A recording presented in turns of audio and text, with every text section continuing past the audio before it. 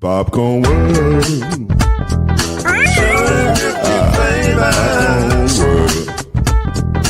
Popcorn World.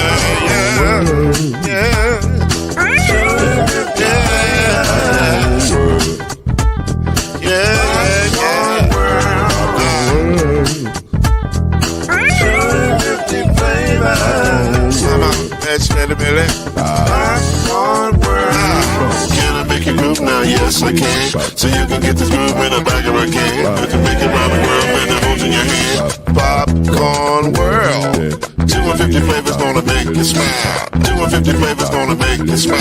250 flavors gonna make you smile. I said popcorn make you smile. Ah. Popcorn World. Popcorn World. Popcorn World. It's a popcorn world. It's a popcorn world.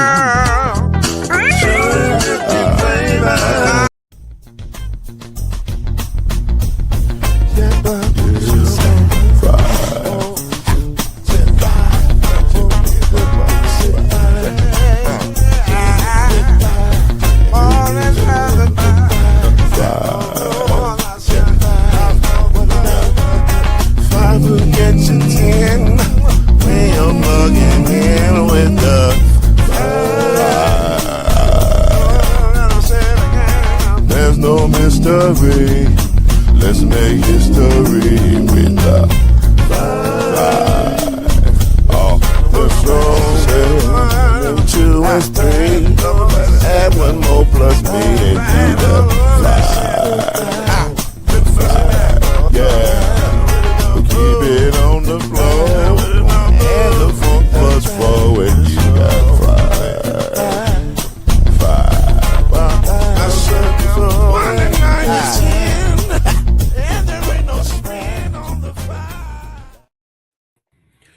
Ooh-wee. We back. Man. I don't know about y'all, but for me, this was a long day. This was a long day. A lot going on. Yes, sir. Yes, This sir. is my happy place. Shout out to Ole. And I'm glad to be here with my brothers tonight, for sure. So much to discuss, so much going on. Got to get crazy up in these streets. Let's do it. Let's get right into it.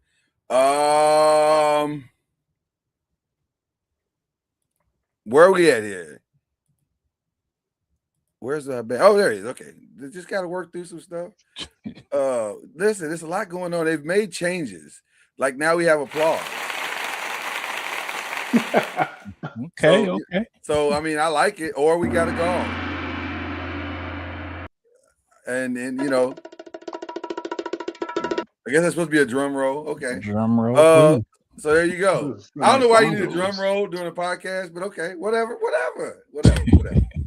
right. But we're here. That is Chad Major, or so we call him C Major. That's Byron Loves You, or B Loves in the house. That's the full name. Say all the name, like a pimp name slip back. B Loves in the house. Say all of it. Okay. All right. We're glad to be with you. Let's get started. Let's get it going. We have an expert. Y'all don't have an expert. We have an actual expert. Most sports podcasts that are not done by athletes don't have experts. And even then, sometimes they don't have an expert. Just being honest. Sometimes it's just an athlete. But we have an expert that has gone through the process of combines and trades and all this kind of craziness that goes on during this time of year. Matter of fact, Byron, you correct me if I'm wrong, but I used to make it a fast and hard rule not to contact Byron from the end of February all through April. So we normally wouldn't talk much during that time. Like I wouldn't even send him a text because I knew he was busy. He got crazy on the brother.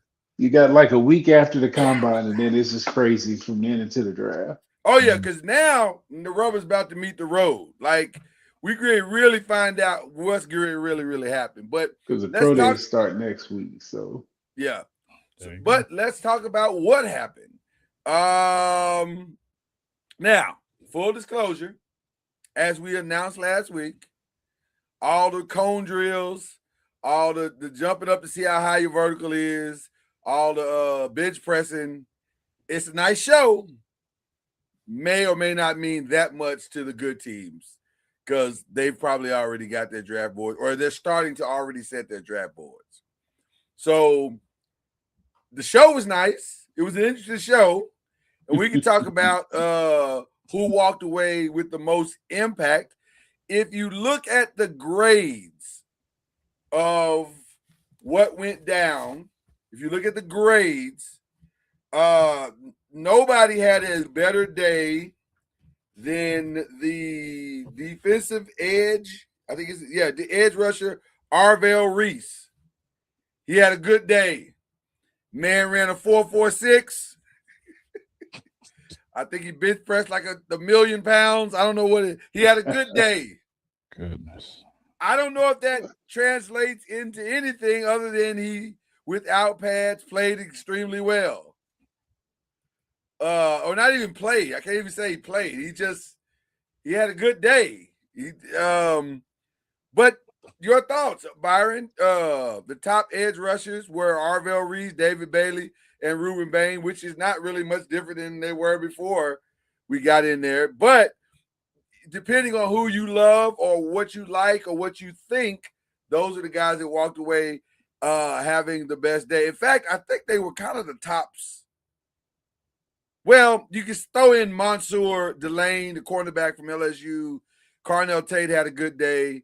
I don't know how Fernando Mendoza. Carnell Tate didn't run fast. Well, no, he didn't. And we're going to get to that in just a second. But you can't have a good day as a receiver if you don't run fast. Well, especially as fast as everybody else was running. Well, his grade, according to NFL.com, was a high grade. It don't make this is why right, I say exactly. That. Exactly. If everybody else ran fast and you didn't run fast, you can't have a good day. I don't even remember. If everybody ran fast. Yeah. I don't even remember what his number was. What was his number? I saw 4 or 5 something. 4 5 1. Well, 4 in 5 fact, 2. there was a lot of debate on that. Yeah. There were some people that said the official number was a 4.5, but there were many people in the stands that were saying they clocked a 4.4. Now, I'm just saying. Kind of watch that. I trust the people timing it to do it for a living way more than I trust somebody in the darn stands. No thank you. Well, let's go back. Let's go back to well, you know what? We all over the place. Let's just keep going. Because you said he didn't have a good day. You can't if running fast. Like everybody ran fast. Like this is one of the fastest combines period ever across the board. So everybody was running fast, and you don't run fast when everybody else is running fast. That's not a good day to me. He ran not that it matters. Not that it matters because he's a really good football player. He ran a 4.53. Yeah, that's what I said. Yeah. That's not. I mean, at the end of the day, that's not awful. No, it's not awful. Yeah, like what do we? Because most people don't play this 4.3 that everybody running. Very few people play that fast. It doesn't translate. And by the way, not even really sure if the number that you run means anything other than you can run a straight line for 40 yards.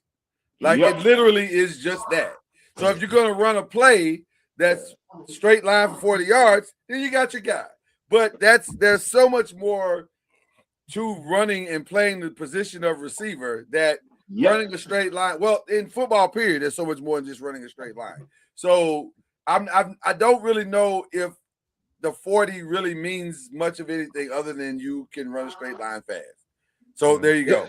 On that day, you ran fast with your shorts and your t-shirt and all of that. And you did it not really understanding the technique of running because it was so funny to hear. Shout out to Josina Anderson, who is keeping her relevancy going. She's a smart young lady. She's an accomplished journalist. But it was funny to hear her break down the reasons why guys weren't running faster. And I was like, ma'am, with all due respect, and I mean all due respect, I don't think anybody cares about the fact that he stood up first and all of that kind of craziness. It was like, I get it. I get what you're doing, and I get why you're doing it. I don't know if it's that important. Like, it doesn't – go ahead. You know that, though. From my understanding, the track guys usually do best because they have the technique down. Oh, absolutely. Yeah, so absolutely. But you note that, like, when you take a note of why he ran slow, like when you go back through it in the meetings, he ran this. Well, his start was awful. Okay. Then you But look what at does the that tape. mean? Does he look slow? That's all. I was gonna say, what does that mean to football? Like, does it mean Nothing. okay? Yeah, like Byron says, it doesn't really matter. So they're gonna draft him anyway, wherever they're gonna I draft mean, him. Reggie Wayne didn't run blazing fast on the watch. Nobody could cover him though. Right. Like, I mean, and then Marvin Harrison ran real fast and had feet and all of that. Nobody could cover him. I mean, It does. you You can, don't yeah, know. Yeah, it's not the end all be all if you don't run 4.3 because that's a But it is manufacturer. Count the number of people you see on Sundays that run a 4.3. right. But it is Cheetah. it is manufactured that if you run slow, that's not good. Like you It can't just be a it receiver. depends. Now there's levels to how slow you are too. Are you 6'3" and slow? Are you 5'10" and slow? There's that's a different. Well, It's a I guess different what I'm look. saying, if you're a wide receiver, you can't run a 5. Oh no. Right. You can't run a Right. 6. You can't run 4.6. Right. That's a big red flag. But Right. I mean, chances are if you run a 4.6 at the combine, you look like you run a 4.6 on tape. Should he run at the pro day? Yeah. Well, he has no choice now. Yeah. It doesn't hurt you. Like you always get your best. That's one thing that we used to always tell kids that if they didn't do great at the combine, they don't want to do it again. I was like, well, you already got that on the books. That's the worst it's ever going to be. We give you your best height, your best weight, your best arm length, hand, anything you do, you get your best. So more information that matters is at the combine or at the pro day? The combine. Because you have interviews with GMs in the room, coaches in the room, head coaches are there. So that's and the medical stuff you get at the combine. You can still at the pro days, like a lot of times, you go in the night before and you eat dinner with a guy, or just set up an hour to talk to him or something like that. So that you can get information that way too. A lot of times you have private workouts, you fly in. I know we did it with Oklahoma one year. They had Cody Ford and all them dudes coming out. We flew our O-line coach down there to talk and work out all of them. We were interested in 2, but he worked out the whole group. Just say the other 2 can give guys a break, and I can sit with all of them. And so, I mean, there's different ways. It's not all at the combine, but just everybody's in one central location at the combine. Okay, that's fair. That's fair. So there's a couple of names that did. I mean, they were on your radar before let's be clear, they were on your radar long before the combine started, but they didn't do anything to hurt themselves. In fact, they may have made it a lot more interesting as to who. And some teams may have tipped their hand a little bit. Don't believe anything you hear coming out of this. Don't believe anything you said. You sticking to that. Don't believe anything you hear. Yeah. Okay. It's a lot of propaganda and lies. Okay. Well, yeah. In the wide receiver room, Zachariah Branch ran the fastest time at 4.35. Which is fast. That's pretty fast. But he's fast on tape. Yeah. He's been fast since he was a freshman. Yeah, he been fast. This fast ain't nothing new. Jeremiah Love ran a 4.36, which is not that surprising either. But to me, the best part of Jeremiah Love's running is not his speed. And I know that's a weird thing to say, but it's his elusiveness, especially in small space. It's crazy. If you watch this kid, his footwork is insane. And he's big, so he's not so you can't really just knock him down. Like, it's going to be interesting to see what I think Jeremiah. I don't want to say validated, but because I think people walked in knowing he's a dude, but he definitely didn't do anything to change to hurt himself. So he had a good day. Jadarian Price, his teammate, also had a good day. Ran a 4.49. So if you don't get Jeremiah Love, your consolation prize could be Jadarian Price. because that's not a bad number. Mike Washington Jr.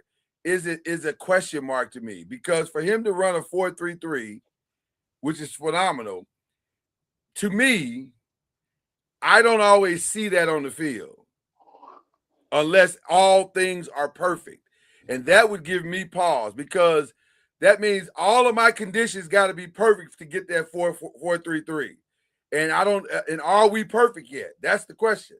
So how long is it going to take for me to get that 4.33? 2 years, 3 years to fix the offensive line if we're in a problematic situation? So that's am I on it, Byron? Because you're nodding your head. I like it when you're nodding your head. I told you I learned from the best. I learned from the best. So that's exactly what you do. Like, yeah. if you put a slow tag on somebody on tape and they run fast, it's going to trigger people to go back and look and see what you see. Does he actually play that slow, or does he play the speed he ran, and why? And you try to figure out why. Just because you run fast, like, them dudes ain't screaming up nobody's board, especially if you don't see it on tape. Well, and then the other thing is, especially in those skill position situations, okay, you run fast, but do you process at the same speed that you run? Like, if you're coming out of your break as a wide receiver and you're kind of like, you look confused on tape, then it don't matter if you ran a 4.25. Like, I'll give you a perfect example of that. And Chiefs fans aren't going to like this, but I don't think I'm wrong. Xavier Worthy don't always look clean coming out of his break. You're just like, hey, man, unless his break is post, like, there's other numbers too. That's when the short shuttle and the triangle come into play. That tests your agility.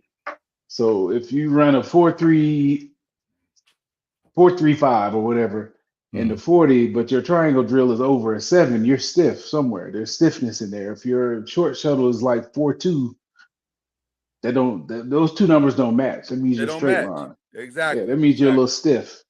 So, and then you watch how they work out. That's what's going to eventually tell you everything. Like, there was a linebacker from U of H a while back, and he still ain't done the 3-cone right in the short. Because he's too stiff. He was too stiff to touch the lines. Like, he never did it right at the combine, and he never did it right at the pro day. Can he play though? No, I mean, he can, but he was functional. He had functional stiffness, but he was still stiff. So some people were trying to move him up. I was like, you can't move a stiff guy. It's not fatal, but it's problematic. It's not the best. It doesn't. Yeah, and so, like, the stiffness is not always. Sometimes you can be, like I said, you can be functionally stiff, but sometimes it's fatal. What'd I do? It's a single shot of you. I know, that's weird. I don't know why that happened. It's because I you're like a single shot. It's crazy. He coming in hot. Yeah, you coming in hot, bro. Like, what's that about? What's that about? What is that about? Killer Cam in the building, y'all. All right, so okay.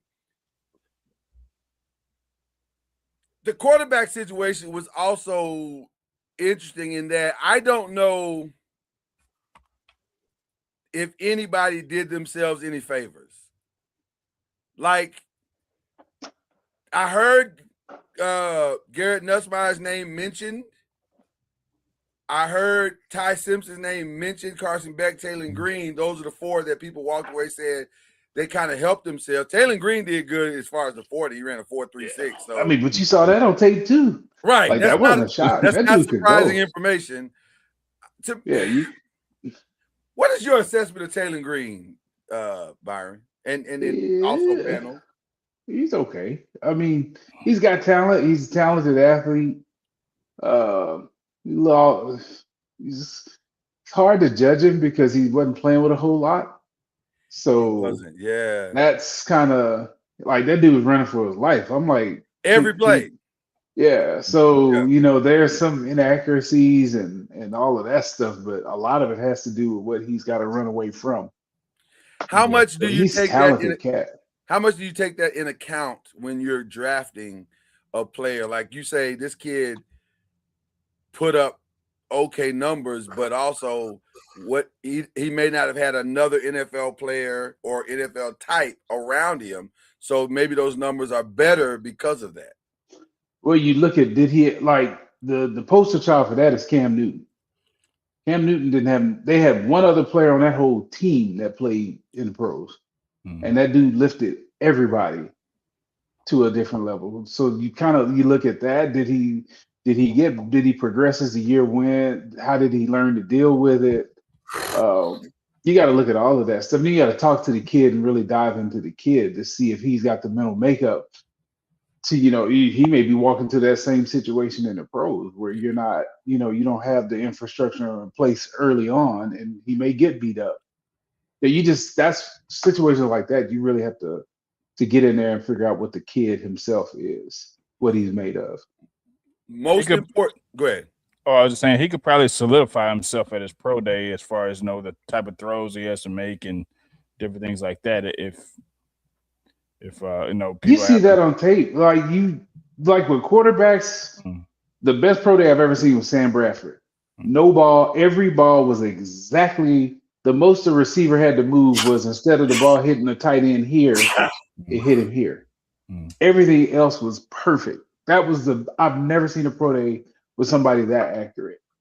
So as quarterbacks, you're throwing on air with guys you're training for. You've had this script, so it's scripted. It's kind of fake.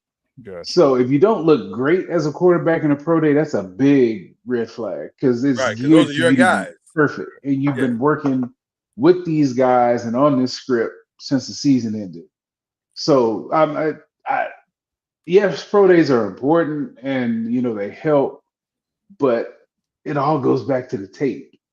You've seen him make outs, and if you haven't, you'll see it at the pro day. But you can already, you know what his arm is, you know what his accuracy is. So I could see some GMs falling in love with Taylor though. 6'6", 227.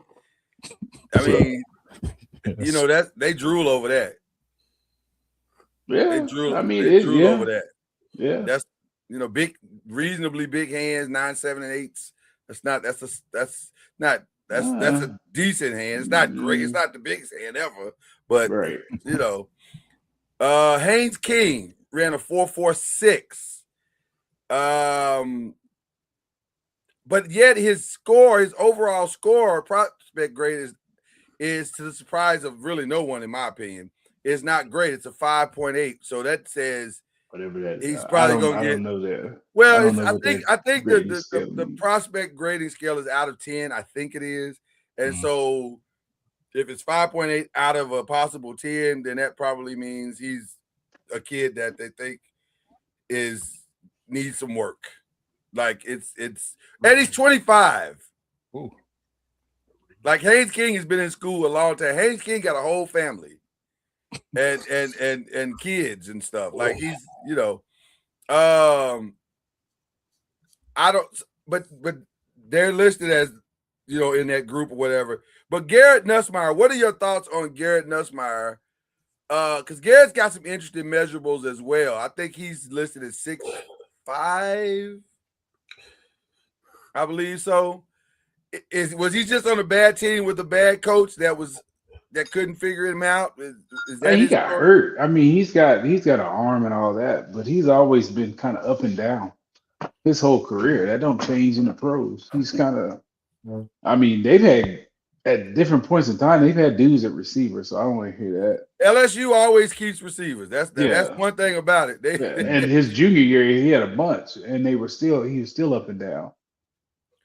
So I think that's just in his makeup. He's kind of a streaky kind of guy. Yeah. Ty Simpson. That's the one that people are going to talk themselves into. Yeah. Tell me why. I don't know why. I don't know.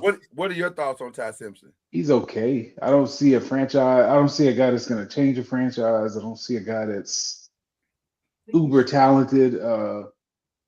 I see a guy that when pressure, he doesn't respond well to pressure. Do you want a guy that's going to change your franchise, or do you want a guy that fits into your system seamlessly? Both. Well, ideally, right? Yeah, Ideally, I mean, you at both. that position, yeah, I think you kind of have to be both. But if you're say the Colts, who had Mhm. we're gonna get into the decision that they made today. Don't run too far, Cam, because I need you on this one. They franchise tag, or it appears they're gonna franchise tag Daniel Jones, but that feels more like they're trying to give him time to heal, see how he's gonna come back, and also is he really the answer? Which makes sense for them to then go get a Ty Simpson, because maybe Ty Simpson is a kid that can sit on a year, see what he really is, and then I don't know. I'm Are asking. you saying He'll be a I'm asking starting you all right quarterback. now. Ty Simpson He'll be a will be. starting quarterback. He'll be a solid starter. Not even Brock Purdy. He'll be okay. I don't see anything that makes me think he's going to be an upper level quarterback in the NFL. Okay. Cam, what do you think about the Ty Simpson plan I just laid out for your squad? Stick to your own. Drink your own juice. Stir your own juice. What'd you say? Stir your own juice. Stir my own juice. That's fair. I ain't even mad at you for that. Well, no. Real talk. I actually like him. I know how Byron feel about him. I actually like him because he reminds me of a better Jalen Hurts. He's a gamer. And so a better Jalen Hurts. I would pick him in a game to say don't lose the game, because the NFL right now, that's all. You just had a team to win the Super Bowl and basically told the quarterback don't lose the game. So like the way teams are set up now, free agency is set up now. Like you don't have to go get Josh Allen. By the way, Josh Allen he don't have a Super Bowl. Lamar Jackson don't have a Super Bowl. Their talent is beyond better than everybody. You don't have to have that now. Listen, no lies has been told. Currently, right now, the guys that are winning Super Bowls are not guys that are magnanimous in talent. They're good enough. So basically, you have to have a game manager and a really good defense. See, I don't know if that's true. That's the real question. That's the question. If you're going to get a game manager, then like Byron tells us all the time, and I completely agree, everything else got to be right. Everything else got to be right. And we're going to get into something interesting that's happening in Seattle right now. But everything else has to be right. So that makes it an interesting conversation, because do you want listen, there's multiple ways to build a franchise. We all know that. Some people build from the defense up or forward. Some people build from the offense and just they build a bend but don't break defense. And we've seen success in a lot of those, right? But consistency, if you're looking for consistency, what's the best? I don't know what the best strategy is. I guess it just depends on what your philosophies are. Well, let me ask you this. So we know who the top 5, we know who the top 7, hell, we know who the top 10 quarterbacks in the league are. We will all probably agree on the top 8, and then the other 2 we may negotiate, right? 100%, yeah. Can I ask you, with all honesty, is Daniel Jones a top 10 quarterbag? He was last year. He was last year. He was last year. Yeah, he was last year. Here we go again. One of the best offensive line in the league. Yeah. One of the best running backs in the league. Good receivers. See, you can have Jefferson, or you can have 3 of these guys. You know what I mean? Good receivers. And solid defense for the last 3 years. And like what Byron also likes to remind us of, if you pay for Jefferson, you have to pay for Jefferson, which means you can't pay for nobody else. Exactly. So I say that to say, I love having an expert on our team. A team, you do draft Ty Simpson. I ain't saying with the number 1 pick or the first, second round. I'm not saying that. Now that's it right there. It's not about will you draft him. It's where you draft him. Yeah, am I going to take down him in the 20s? Yeah, down in the 20s. Yeah. If it's one team that has to draft him if he's on the board, and it's Pittsburgh. They have to draft him if he's on the board. Like you have to at this point, right? But like if we had a Ty Simpson that was in the league for a year, Daniel Jones go down, we may have been okay to survive. Maybe. I mean, we was 8-5. And then you wouldn't division. And then you wouldn't have to go get old man from the couch. We had the best offense in the league. Yeah. I'm looking at a mock right now. He's at the late 20s right now. Yeah, that's a good spot. That's probably not awful. That's probably he's an athlete. He's athletic. In big games, I've seen him melt too much. I agree. That's a concern for me. And then I hear rumors he's not a good teammate. And you saw some of that against Alabama. And I mean, not against Indiana. And it was another game late. I was like, this dude might have something. It may be something to that. I've not asked you this question, but I'm going to ask you now. When you is the most important thing during this process is to get the guy in your building, correct? What do you mean? Have that interview. Yeah, no, you just got to have it, no matter where it is. But doesn't matter where it is, but it's nice. Yeah. But if you can get him in your building, have that interview. Okay, so in that interview, because if you believe everything you heard from the Giants last year, it wasn't until they got Jackson Dart in the building. Now I heard he had a good pro day. I mean, not a pro day. He had a good combine interview, but it was the one that in their building that sold them that he could be the future. How important and how make or break is that interview for these guys? So let's say they have Taylor Green, they have Ty Simpson if you're the Steelers graded above Taylor Green, but then you get them in the building and interview wise, Taylor Green wins. What would happen? You flop them, or you move them ahead. Yeah, that fast, like it happens that fast. Yes. Wow. I mean, we've taken people off the board because of interviews with that. Like, not dropped them, put them on the D&D do not draft board. Wow. Yeah, because they were so bad that they thought it would mess up the locker room, and the locker room cannot. That is like the most holy place in the building. If somebody's going to be a cancer in that locker room, they were gone. Wow. Okay. It just depends on the GM, because there's some GMs that don't care as long as they right. Talent wins over everything. But there's a lot of the GMs like character really matter as far as how they fit in the locker room. How important is it to get the first draft pick right? And what I mean is you set your board obviously before you start, but things happen, it goes crazy, somebody does something wild, whatever. But getting that first pick right to you, how important is it for your franchise to get the right guy in the building right off the top? I mean, they're all important. The first 3 or 4 are vitally important. You won't know it till 4 years later. Well, sometimes you know early. But like when we picked Quentin Nelson, we knew like week 2. Oh, okay, yeah. We got the right guy. Of training camp. Week 2 of training camp. That's wow. Yeah, he had I mean, it was just an instant. That one dude made an instant difference. So but he was that guy anyway coming out. Yeah. But he's from the Cowboys. Yeah. And so that's the discussion you're gonna have with somebody like Jeremiah Love, because you don't usually, you don't take running backs up that high anymore.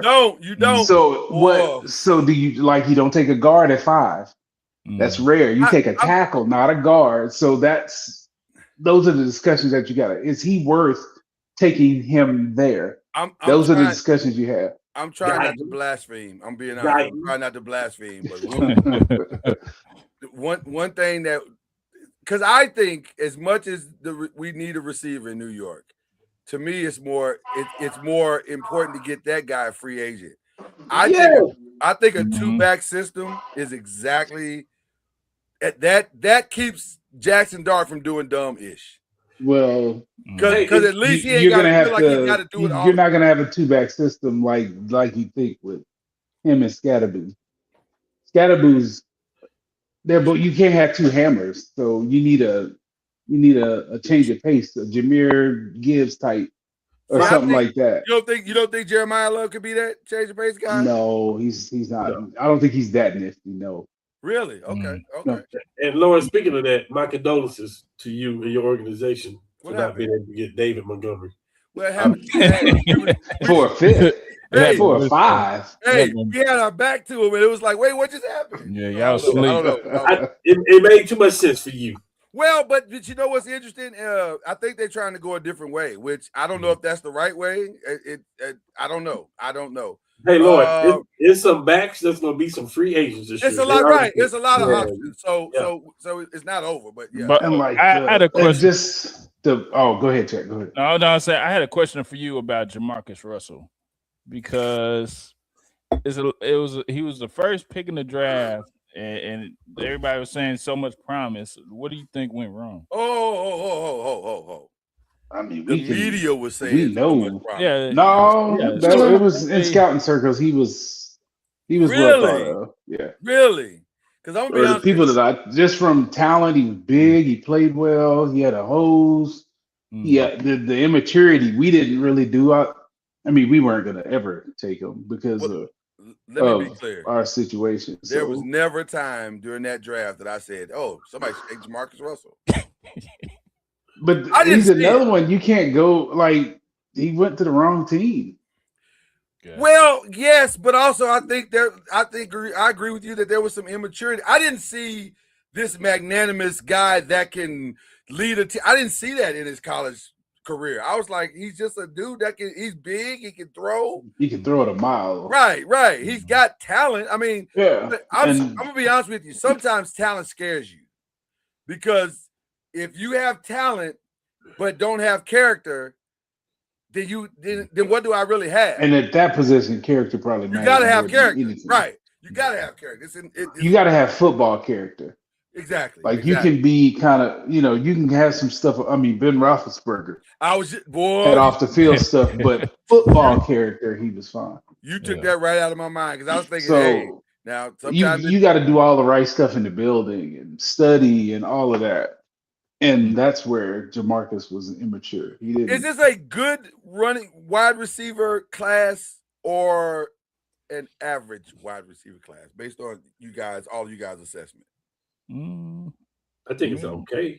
I think it's okay. There's some good ones in there, but I mean, probably maybe like 4 or 5. But after that, it's kind of. I think next year is the year. Okay. Next year, you got the kid at Texas that left Auburn. You got Jeremiah Smith. It's going to be a bunch. Yeah. As crazy as it sounds, it is not unreasonable to think that Jeremiah Smith might go number 1. Like it is. He's so good. So I mean, who else is gonna go? Well, that's what I'm saying. Well, it's inevitably some quarterback is going to, that's how this game works, unfortunately. But people gonna have to be the one in Texas. People gonna have to prove to me that Jeremiah Smith is not the best player in college football. They got to prove that to me. I mean, I guess it's all about who got the pick. And also that. Somebody's gonna if somebody don't have a quarterback and they think a quarterback is a guy. Yeah. Byron, I'm staying with you right now. Talk to me. Who helped their cause? Who dramatically helped their cause? I don't know. We didn't have like nothing like that. I mean, it was like, okay, he did this. Okay. What does the tape say? So the combine wasn't a big deal. So I don't know who helped their cause. I guess it's people that maybe measured bigger or, they said they were 6'2" and they're 6'3" or, stuff like that, or they interviewed well. Those people are probably who helped themselves more than just running and all of that stuff. Okay. No, not hearing any rumblings on anybody that kind of stood out in interviews yet? Not yet. I just found it interesting, really interesting. I'm going back to him just because that Garrett Nussmeier people walked away thinking, that was better than we thought it was. Quarterbacks, they're gonna try and talk to people are gonna they talk to Tyler Shuck. Yeah. They're gonna talk themselves into a couple because it just ain't a lot of them. Well, listen, Tyler Shuck interviews very well. He's a smart young man, but he's also like 27. So I would think at 27 you're going to interview well. I would think. You got to relax, man. You got to take some off. You're right. All the quarterbacks old right now. Let me stop talking about the starting quarterback for the New Orleans Saints, who's right.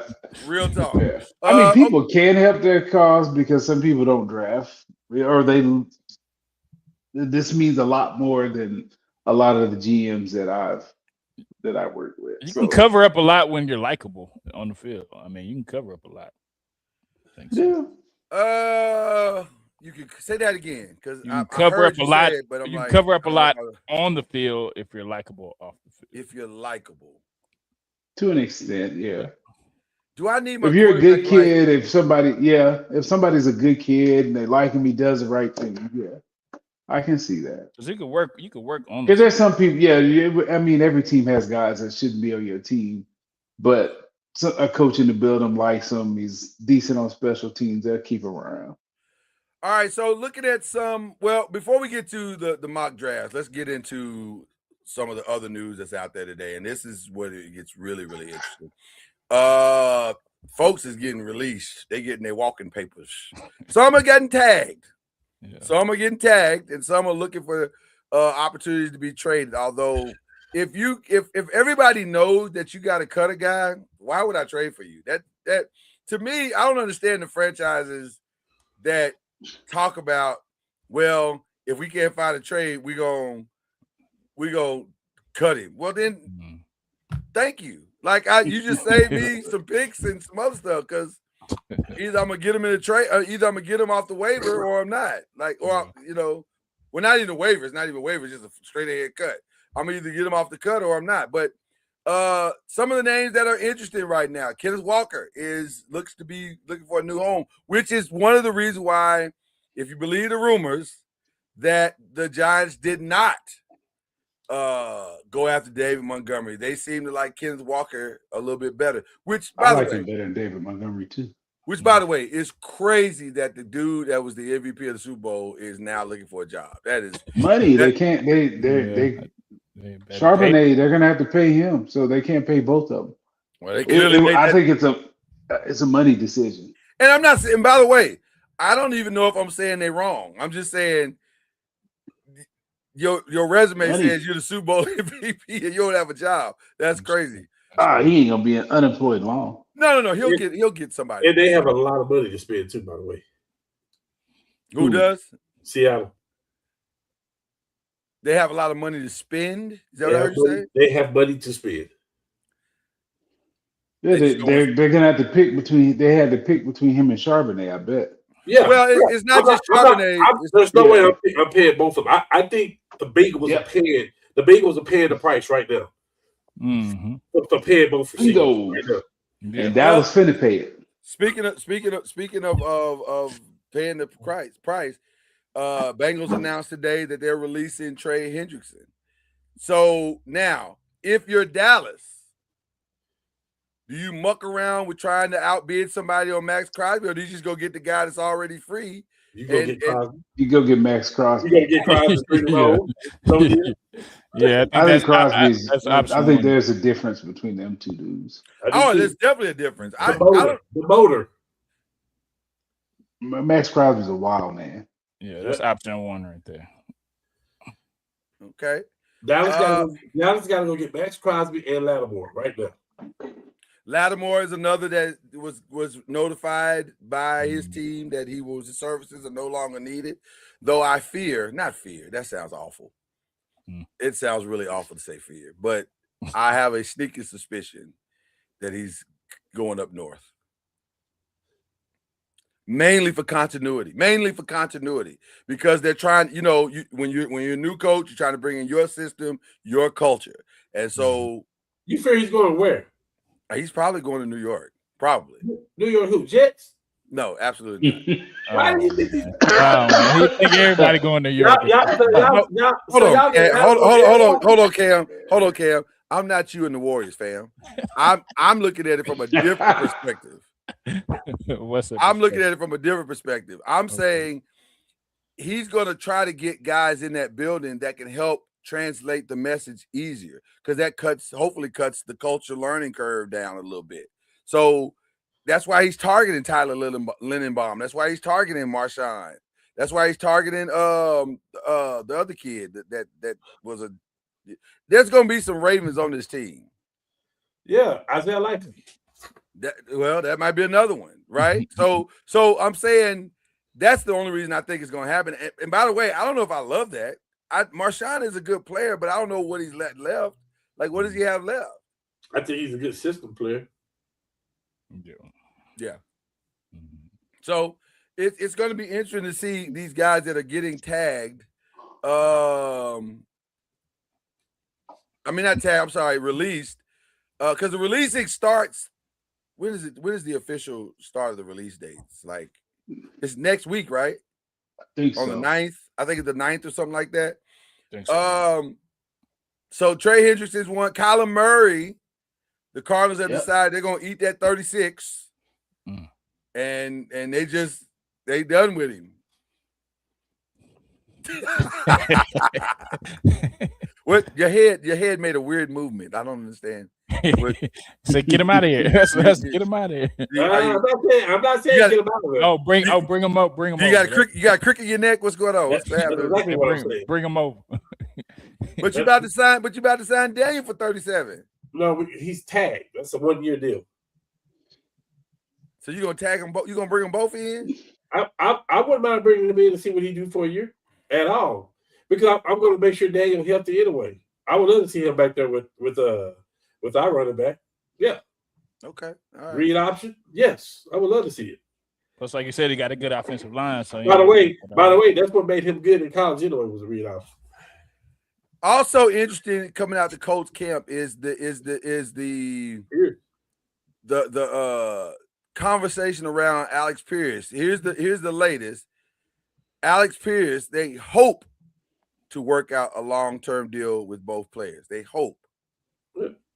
By the way, they can't franchise tag Alex Pierce. That's done. No. So we're working on a contract with him. I think they'll get it done, right? That sounds like that's just language and numbers. We'll see. I mean, I always wonder how much does this receiver want? How valuable is Alex Pierce? I think he's very valuable to Daniel Jones. He's valuable to them. To that system. Yeah, and I think he led the league last year with receptions over 20 yards. Yeah. That seems valuable to me. And it's also good. It's valuable from a locker room standpoint when you pay your own. That's huge. That is right. Huge. That's 100% huge. Yeah. Because if guys don't think they ever go get their check in your building, then that's a good thing. I apologize. I thought Odafe Owe was a no-brainer. Apparently, that is not true, and he is not going to get a franchise tag. Now, that does not mean. Well, I don't know. It might mean that because it looks like he's going to hit the free agent market, which is interesting because I think he's a solid player. I don't know why you wouldn't. The Harbaughs are different. They're different. I don't know. They're different. Both of them. Like Byron said though, we don't know what the locker room is like. And Harbaugh is one of those guys. Like he not. They are big on that. Now they big on continuity in the locker room. So Odafe is going to be available. Trey Hendrickson is going to be available. Harbaugh is out and Lamar Jackson is still there. Harbaugh was very vocal about this. Yeah. Jalen Phillips is going to be a free agent. That's an interesting one. And it doesn't look like they're definitely not going to re-sign him. I can see the Cowboys because of the defensive coordinator they just hired. There's a relationship there, right? Yeah. I heard somebody else for the Cowboys because of the relationship. Who's that? Cooper.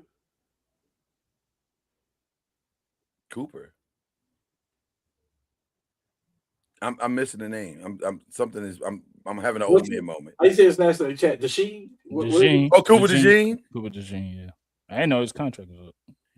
I don't know if his contract is up. I think what it is that they don't want to. They're looking at the future. He's like a second-year guy. Yeah. They're looking at the future. Saying one thing about the Eagles, they have a very strong habit of if they don't think that you fit into their long-term thing, they will trade you early.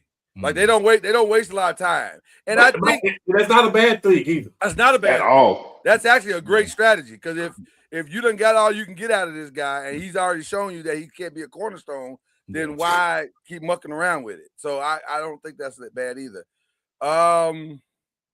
Okay. Let's see. I'm trying to think of anybody else that is on the list of taggings. Didn't they tag Kyle Pitts? Didn't they tag Kyle Pitts? I don't think they have officially tagged him yet, but that was the conversation. One of the shockers today. Let's talk about one of the shockers. The retirement of the 27-year-old center for Chicago, Drew Dalman. Can I tell y'all my first thought when I heard it? You leaving $28 million on the table? But then I thought, wow, maybe it's smart to get out early. He's made 25. He's losing more than that. What is he losing more than that? What do you mean? Because he got to give back some of his signing bonus. Yep. Oh. Yep. No. Yeah. I don't know, man. Sometimes it depends on the team. Like when Andrew Luck retired, they let him keep it. But yeah, if they want, they can go after it. Yeah. Golly, boy. Yep. He ain't no. Did he list a reason why he was retiring, or is he just saying, I don't want to do this no more? What is the reason? Mm-hmm. I have not heard a reason. I'm sure when it comes out, it'll be, I just want to spend time with my family. And by the way, for those of y'all who are saying, well, he's only played 5 years in the league, why is he retired? No, that's not how it works. Yeah. That man been playing football since he's probably 7 years old. Yeah. 4 years. Right. Your body gets tired. Yes, it does. And so I get it. I get that part what of it. works for you may not work for somebody else. Right. So I'm not mad at him for that part. Football will beat it out of you because that's what happened to Andrew Luck. Yeah, well, he's in the trenches. Like he's knocking heads every play. So maybe he's like, I don't want no more concussions. I'm good on that. So, okay, so I get it. But that is a big gaping hole now.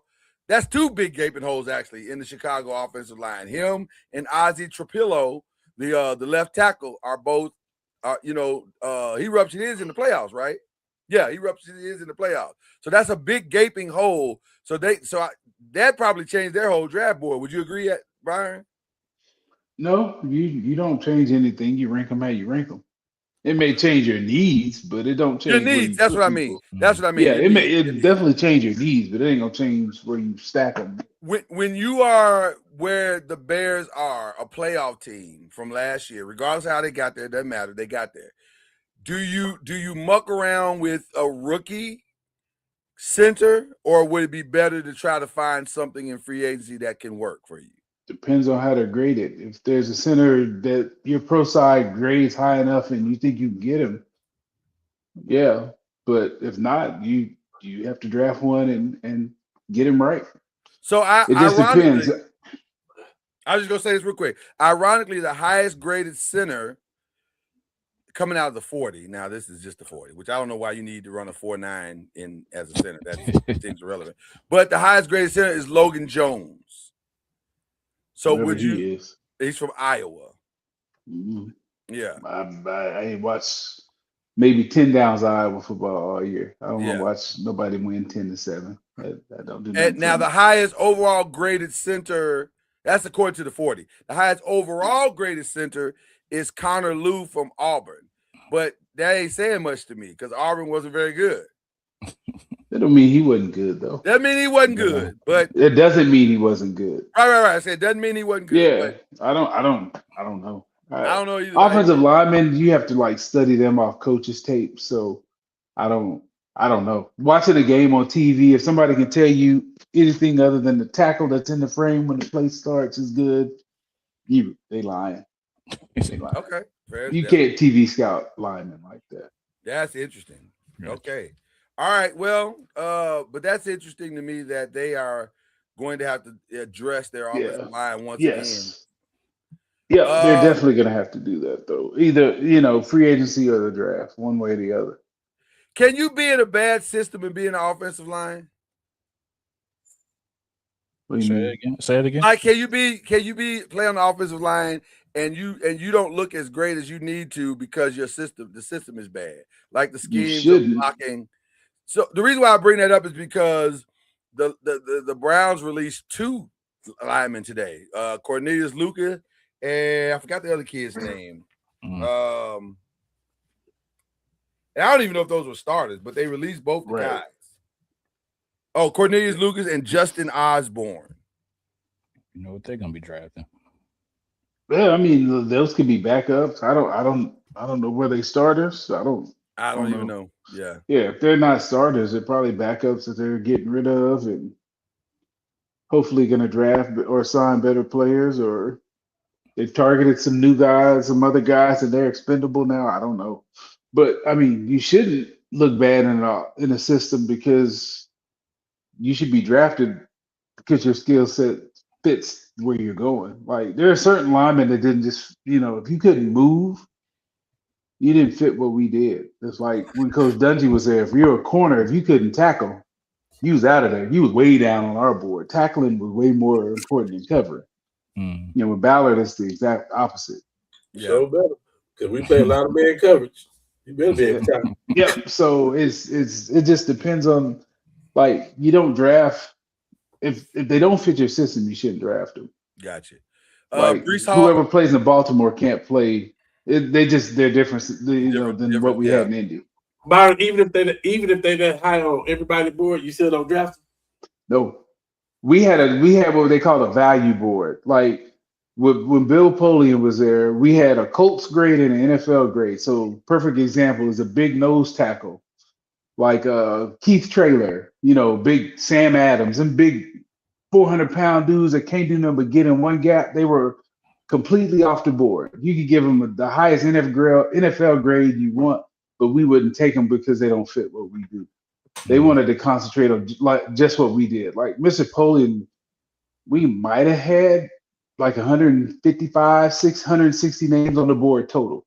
He didn't want a ton of names on there. He wanted it kind of pared down so you could focus in on the guys that can actually help you. I guess that makes sense because I guess if they're that high on somebody's board, that's where you start trading down to get more picks. Yeah, and that's if you see a guy over there on a team that's, he's sitting real high and he's still over there and the phone rings, okay, the teams are going to start calling for that guy because he's still up there. But it just decluttered the board. Like quarterbacks, after we drafted Peyton, they were on that board, and like I said, corners that couldn't tackle, if they were just awful, they were on that board. 3-4 linebackers, they couldn't fit. Well, if they didn't fit what we did, that's where a lot of them went. Just one, it gets them off the board. Yeah. And so you don't have people walking in and why is that guy there? Because he don't fit. Brees Hall got franchise tagged to the surprise of no one. That's I'm actually surprised about that. I am too, because I didn't know how. Yeah, because I didn't know if they would do it. They need so much. Why tag him? They only got 2 offensive players, Brees and Garrett Wilson. So I guess they don't have Garrett Wilson. Well, I thought they would have traded him, or if anything, I didn't think they would resign. Interesting. 14 million. I think the Jets they're in a good position where they got just enough good pieces of talent that they can trade to get multiple picks for, just like we did to get their quarterback. If he sees it that way, I'm starting to wonder if they see it that way. I agree with you. I'm just saying it doesn't appear that they see it that way. Trade with us for the same thing. I thought it was great for both teams. I thought it was really good for the Jets. Yeah. Mm-hmm. I think the Jets have ran this team as long as they can run it, get what you can get out there and start over. Like if you're Aaron Glenn, you want a fair shot at coaching this team. So go get your guys. Yeah. That might be his guy though. Well, and you're paying somebody that came up through your system that don't complain, does stuff the right way. Yeah, if Brees don't want to leave, that's a good sign. That's a good sign. Maybe you can build around that. I don't know. Okay, I'm trying to think of just breaking news, like literally 10 minutes ago. If he don't want to leave the Jets. Also, hold on one second. Breaking news before we go back to what you said. To the surprise of no one, Bobby Okereke is being released by the Giants. Okereke. Is it Okereke? I've always thought it was Okereke. Okay. Okereke. That's awful. That's awful. That's terrible. But it frees up $9 million in cap space. And I get it. Listen. A lot. I get it. I understand. Because don't think they released him and they don't have a backup plan. Oh no, they definitely got a backup plan, but also and Bobby was a great locker room dude. Great locker room dude. He's a high character guy. Yeah, real good high character dude. His production was for the position and for what you need him to do. Thank God we did the Brian Burns deal. Is all I'm saying. Like that has merited more than Bobby didn't. I don't think it panned out like they thought it was going to pan out with Bobby. So I get it. I hate it for him because he's a good guy. He's a really, really, really good guy. But I'm trying to think of him. Am I missing anybody, guys? We already talked about George Pickens. That was a no-brainer. Although he's not going to take that deal. I'm just letting y'all know. They tagged him, right?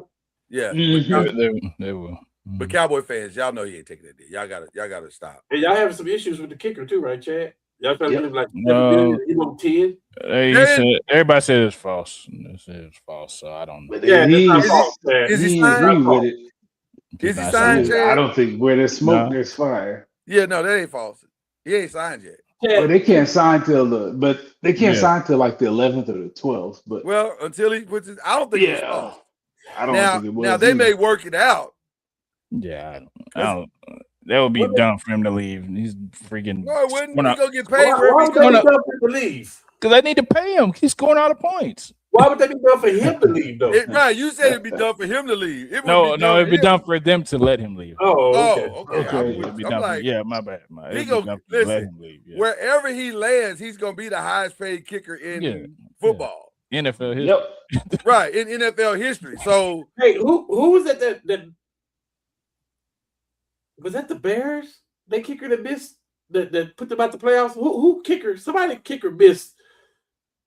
Like yeah. Oh no, it was the Ravens. The Ravens kicker kicked them out the playoffs. Oh yes, he did too. Kicker. Yeah, but that was a regular season game. $10 million a year.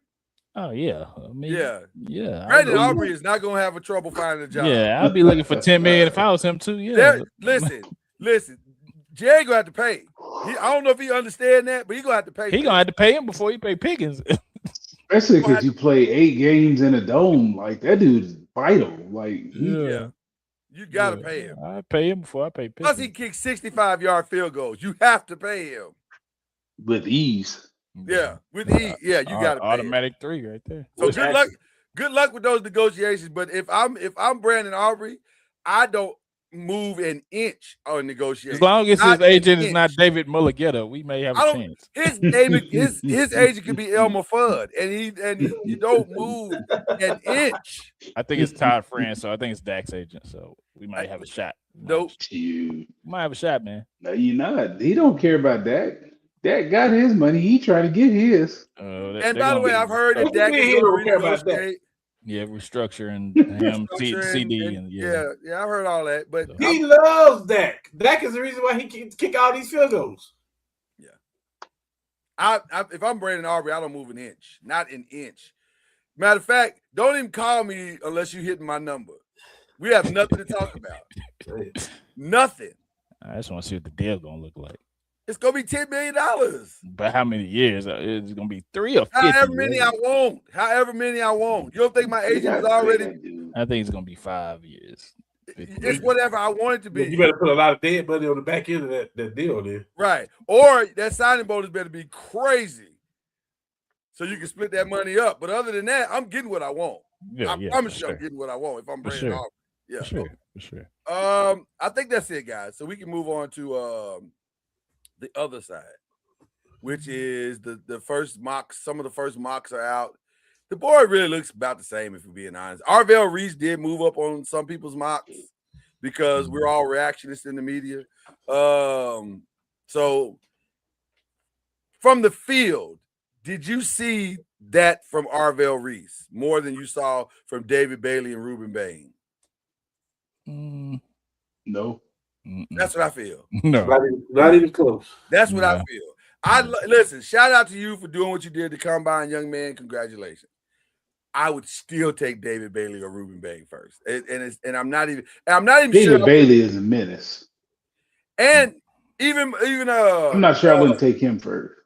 Oh, David Bailey, the kid from Tech. That dude is a menace. I said, whoa. That's what I said. Oh, okay, yeah. I don't. I'm not sure. That dude is a menace. I think one of those guys is the best player in the draft. They ain't taking nobody over Bailey. Yeah, I'm looking at one mock and it has David Bailey as a second choice. But see, that's crazy for the Jets to do that. Why? Because they got to get a quarterback. They got to figure that out. If they ain't figured out their quarterback situation, they're just wasting their time.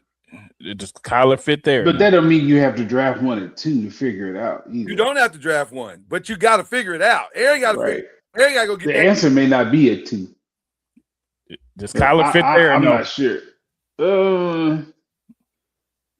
Kyler's interesting because it ain't the physical talent as to why Kyler don't fit nowhere. Kyler got to grow up. But maybe Aaron Glenn is the father type that he needs.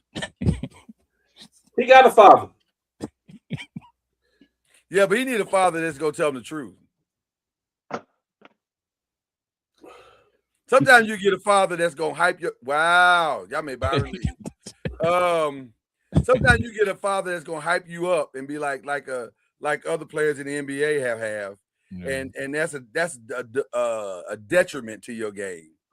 So he don't need LeVar Ball type. You didn't have to leave when I said that, Byron. No, it not in that. That was he don't need the LeVar Ball type father. He don't need the T. Morant type father. You need somebody gonna tell him the truth. Hey man, you need Amon-Ra St. Brown. I don't think his dad is like that. His dad's not like Mahomes' dad. Whose dad ain't like that? Kyler's. I don't know that. I never heard anything bad about the dad when I was. You know, Kyler lived right up the street from me. Yeah, in Allen.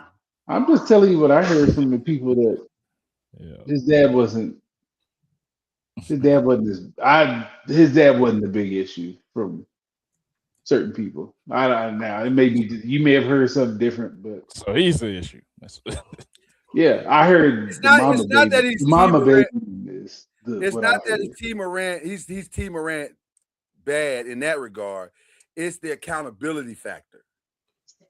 You understand what I'm saying? That's where that's definitely the issue. Yeah, that was an issue in college.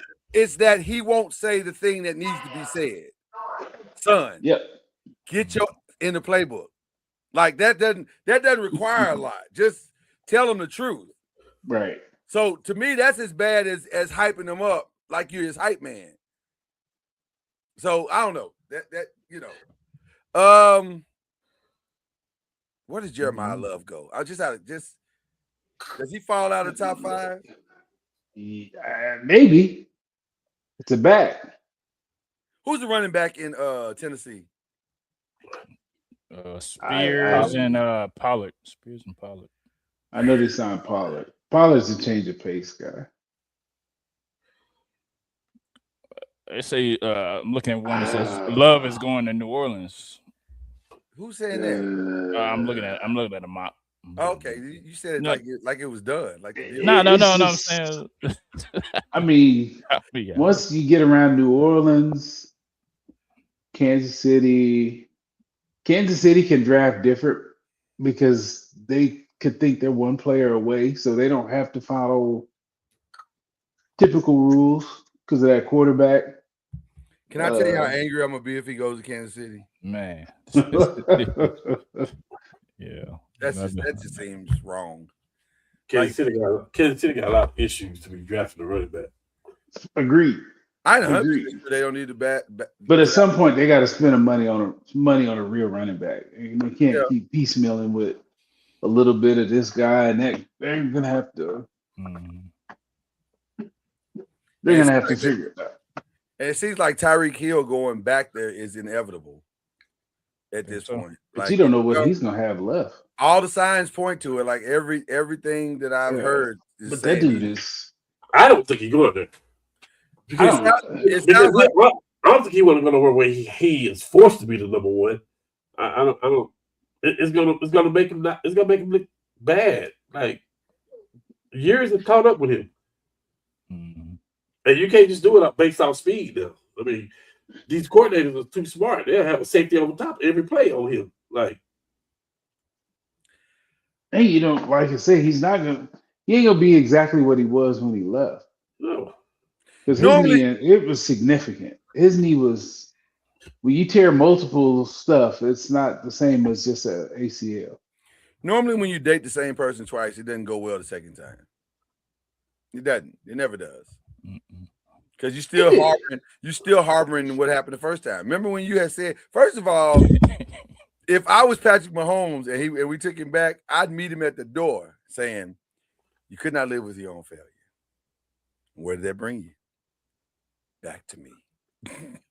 Yeah, but he was one that didn't do anything in Kansas City. Like, he left because of the money. No, he did, but he didn't just leave quietly. Remember, let's not rewrite the history. He got loud when he got to Miami. He felt disrespected. That's on both parties. He felt disrespected because he didn't get the money. I feel you, but now you got to walk that back. Now you got to walk all of that back. Don't see like he got the money. So.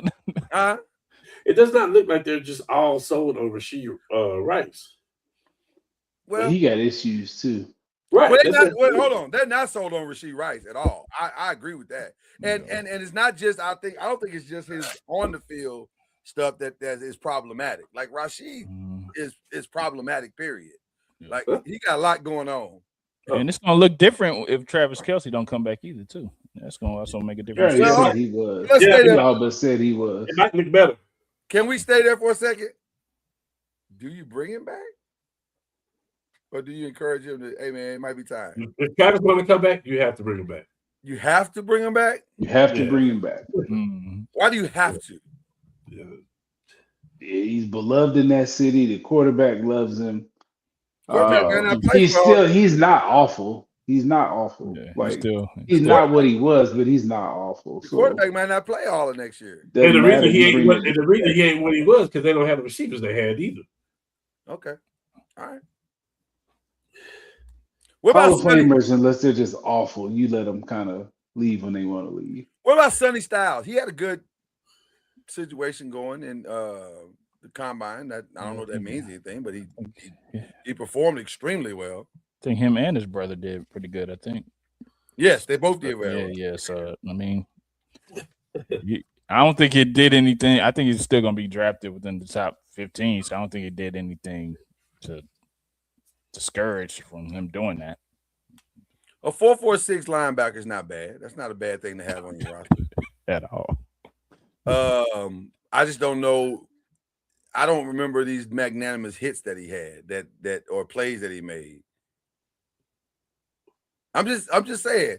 Normally, when you got a guy that runs that fast, the plays should be on tape. I don't remember those on tape. I don't really remember, especially against good teams. That's the one thing that's a detriment to Ohio State from last year. Like the good teams, they didn't play as great. They had one great game against a good team, which was Texas. And that's because Arch was wildly overrated. I mean, they go about what they see on tape. So, I mean, all right, I'm just asking questions. So, I mean, I guess. I'm just asking questions that need to be asked that people are afraid to ask. We're not afraid to ask those questions here. Yeah. What's gonna be the craziest pick in the draft? Number one. Who does it? Who picks it? Are we all convinced that the Raiders are trading out of that pick? No. No. I think it's probably solidified that they're gonna pick him now. Mendoza? Yeah, I think that might be the craziest thing. I would, but well, I'll say this. I agree. It's either gonna work or it's not. maybe in the position where they can't pass it up. Yeah. Are they in that position though? Like it seems like they can pass it up. Like, if Tom feels like he's that guy, then that's the pick. I don't know who's running stuff either. Tom may not have as much say as people think. You don't think so? As a GM, I wouldn't know. For- He's never done it. This is gonna sound awful. This is gonna sound awful when I say this. I'm just letting y'all know in advance. This is awful. What I'm about to say, but Mendoza feels a lot like the girl that's fine, and you take her out, and then you have a wonderful night. Everything goes great, and then at the end of the night, she says, "Well, I'm celibate." You're like, "What?" You think he's that bad? No, I think he's that good, but I don't think he's that good today. And if you're the Raiders, do you want to take this guy first overall? Because see, here's the thing about a first overall. You can't really sit them that long. Like at some point during the first year, first overall gotta play. You can let Geno play. But he wasn't first overall. Okay. I mean, but he could. You consider first number one pick. Technically, you can, but most people won't because they're not consider that overall. You cover the play. Right. You got. I drafted you to plug and play. I didn't draft you to sit and wait. Yeah. That's why quarterbacks get broken. But it's beneficial to sit and wait, though. That's why they get broken. I mean, because they're not ready. They're not that's ready. easy to say that it's beneficial, but look at the last 10 that was picked number one overall. They played. Yeah, but that doesn't mean it's right. Raiders not. No, we're not saying it's right. Anyway, yeah, we're not saying it's right. Yeah. But that's we know if you get picked number one, you playing football. And by the way, it makes it even worse when the Jaden Danielses and the Caleb Williamses and the Drake Mays go to the Super Bowl and the playoffs and this, that, and the other. It makes it 10 times worse because that becomes the standard, which we know that's not really true. Barrel? Yeah, it makes it bad. So is he going to lead the Raiders to the playoffs next year? No. Then why are we taking him? Like, if you're the Raiders, y'all ain't had a quarterback since forever. So when was the last great Raiders quarterback? Again? Jesus. So who's your number one then? If you're not listen, I've been saying all along, I'm taking Ruben Bain, and I'm not even looking back. Ruben Bain. I would not be mad at the Raiders if they took Ruben Bain.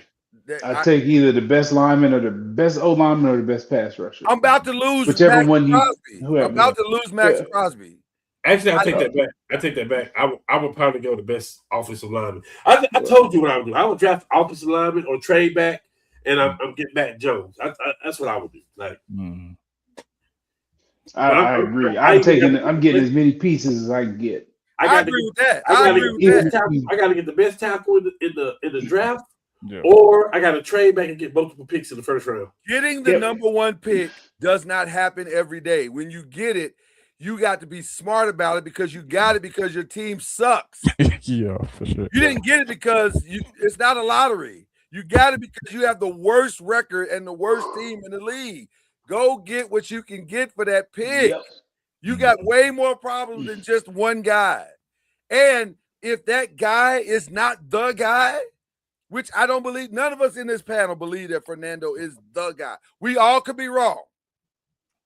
We all could be wrong. Yeah. But I don't think we are. If I'm being honest, I don't think we are. I think he's a good player that if you give him some time to really learn and catch up to the speed of the NFL game, he could be a cerebral Tom Brady, that could pick the game apart based on the way he thinks. Who's he throwing it to other than Brock Bowers? That's also a real problem. Yeah. You don't have enough to develop him, so why throw him to the Wolves? That doesn't make sense to me. I just don't understand that. So unless you have a 2-year sit-em plan or a 1-year sit-em plan, and you feel like you can make up all the difference of everything that's not out there, it just doesn't make any sense. I don't know. I'd love to know what our guy from Ole thinks about this, because he's a diehard Raiders fan. Yeah, I'll tell you what I'm doing. What you doing? I'm trading Max Crosby to San Francisco 49ers for straight up for Mac Jones. Yes, that's not awful. You get Mac Jones and some picks too. You get some picks back. Yeah, I was gonna say I'd get some picks out of that too, but that's not a bad plan. Yeah, you got to get. It's so much more valuable to get more stuff than Because now I thought my quarterback, who Mac Jones is going to be better than any quarterback coming out of the draft. 100%. I still got the number one pick. I've already picked my running back. Like speaking of, Anthony Richardson was allowed to go and pursue a trade. Is that somebody? Maybe he just needs to change the scenery. Rehab his image. It's about 10 teams out there that want him, starting with the Minnesota Vikings. Yep. The thing with him is you gotta have somebody so you'll develop him. No, I heard a crazy. He's gonna have to sit. Yeah. Oh yeah. I heard a crazy rumor today, and I don't know if it's true. I have not been able to verify it at all, but I heard that Minnesota is talking about maybe trading JJ McCarthy, and if that's true, wow, that makes that whole situation look 10 times worse. Yeah, with the combine he had, they make it real crazy. Well, I'm just saying he had a really good. He had a good pro day. Excuse me, McCarthy had a good pro day, really good. He had a phenomenal pro day. But I'm saying, you go back to the whole Sam Darnold conversation, that makes that conversation look 10 times worse. Because what was the point of any of this? We track it. We're looking done. It's tracking now. Yeah, right. Because this is starting to look real bad. If that's true, that y'all are even consider. But I get it. You're trying to hold on to Jordan and JJ. I get it. I do understand why you're doing it. I just think you look crazy doing. By the way, another one that's going to be released, Aaron Jones. Does he have anything left in the tank, or is it over? He got something left. But it's the injuries. You just gotta system. What system will you put them in? Yeah. And what are you asking them to do? I don't need them to have. Better ask him to be a zone runner. Yeah. So that's the question. But that's an interesting one that they're just the injuries with him though. He's not a real big dude, so he gets hurt a lot. Yeah, he gets hurt a lot. Yeah, for sure. Okay. We're gonna come back to this. We got a lot more to talk to you about as far as the draft is concerned. This is gonna be one of the more interesting drafts because there's talent in this draft and that can help your team next year. I'm not saying it's gonna put you over the top, but there is talent in this draft that can help your team next year, especially I think more so on the defensive side of the ball than the offensive side. But it's interesting. It's a very, very interesting draft. Okay, let's get into some other stuff, y'all. Let's get into this basketball. Where do we start? We want to start with college? Let's start with college. We'll start with college and then we'll get into the WNBA. The women. Yeah, I mean, well, NBA and WNBA. Yeah, the women start today. I think some of the conference championships start today or tomorrow. Some of them start today but most are starting tomorrow. I didn't know the women ran on into next week though, because y'all don't start. Southland don't start till next week, right? Monday. Yeah, that's what I thought. I was gonna say it's not even. Yeah. So, who needs a good week? Is there anybody that needs a good week in women's college? That like winning their conference would make all the difference.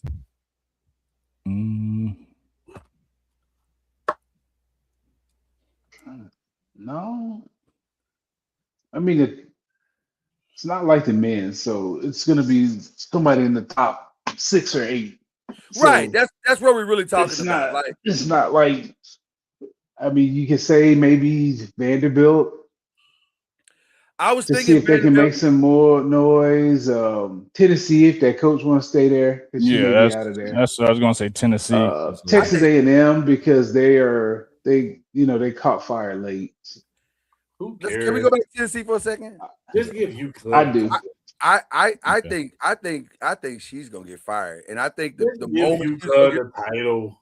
Just give UConn the title. Well, I think they're good, but they don't play. Their schedule stinks. Yeah, let's get back to UConn, but I want to do Tennessee for just a second.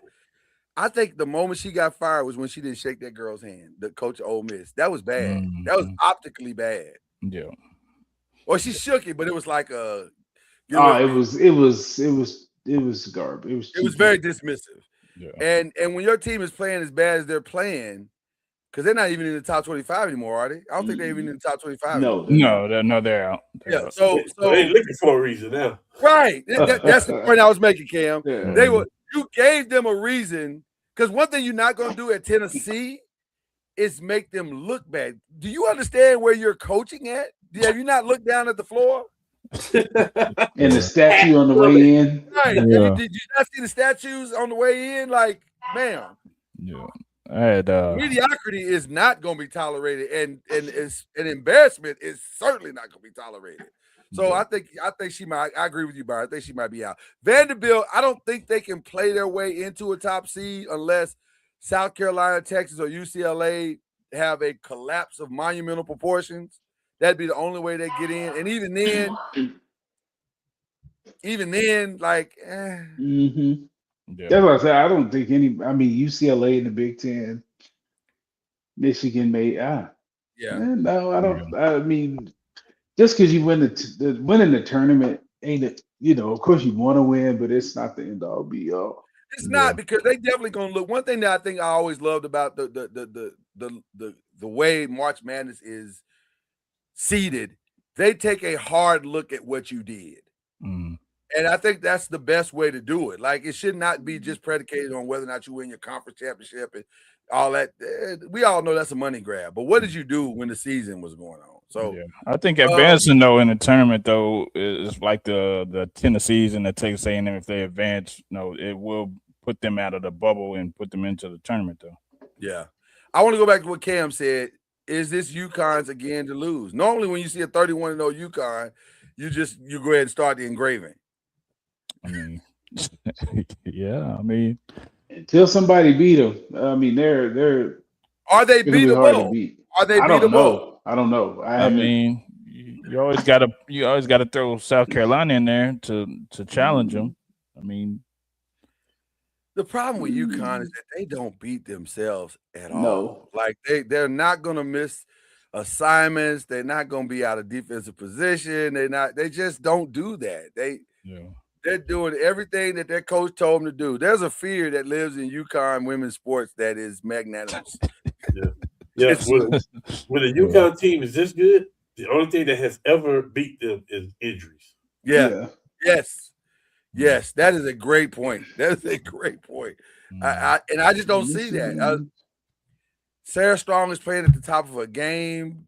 AZ is playing at the top of a game. I don't know. I don't know what you're going to do. I don't know. The only team that they played that's ranked, that played them halfway decent, Michigan, they won by 3. I thought they beat South Carolina. They didn't play. They beat South Louisville Carolina. too. No, they didn't play. I don't think. Yeah, but that game against Louisville was the very first one, and Louisville was so right. jointed. Yeah. Iowa, they beat Iowa. Okay. Iowa beat them They beat Iowa pretty bad. I just don't know. Their schedule is so terrible. They don't have a lot of great teams on this schedule. That team, I mean, it's terrible. Notre Dame, Villanova, Seton Hall, Xavier, DePaul, Butler, Creighton, Marquette. Wait, what are we talking about? But also, let me say this. If I'm Gino, I don't know if I want to play all that. Like, I get it. I mean, we'll see. We'll see if it hurts him when it gets tight. If it gets tight in the tournament. UConn is one of those teams that the reputation says we are what our record says you are. That may or may not be true, but the history says, come on, y'all give us the benefit of the doubt. So, so it'll be interesting. Yeah. It will be very interesting. Okay, well, so the women get started this week. We'll see where it goes.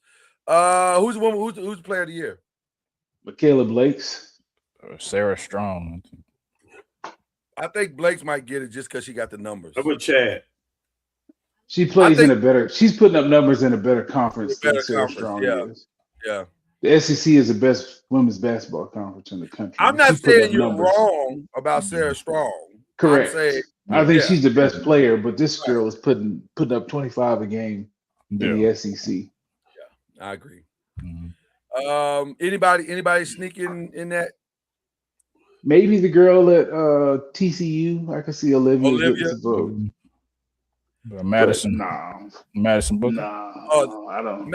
Madison has played well, but there's some moments of.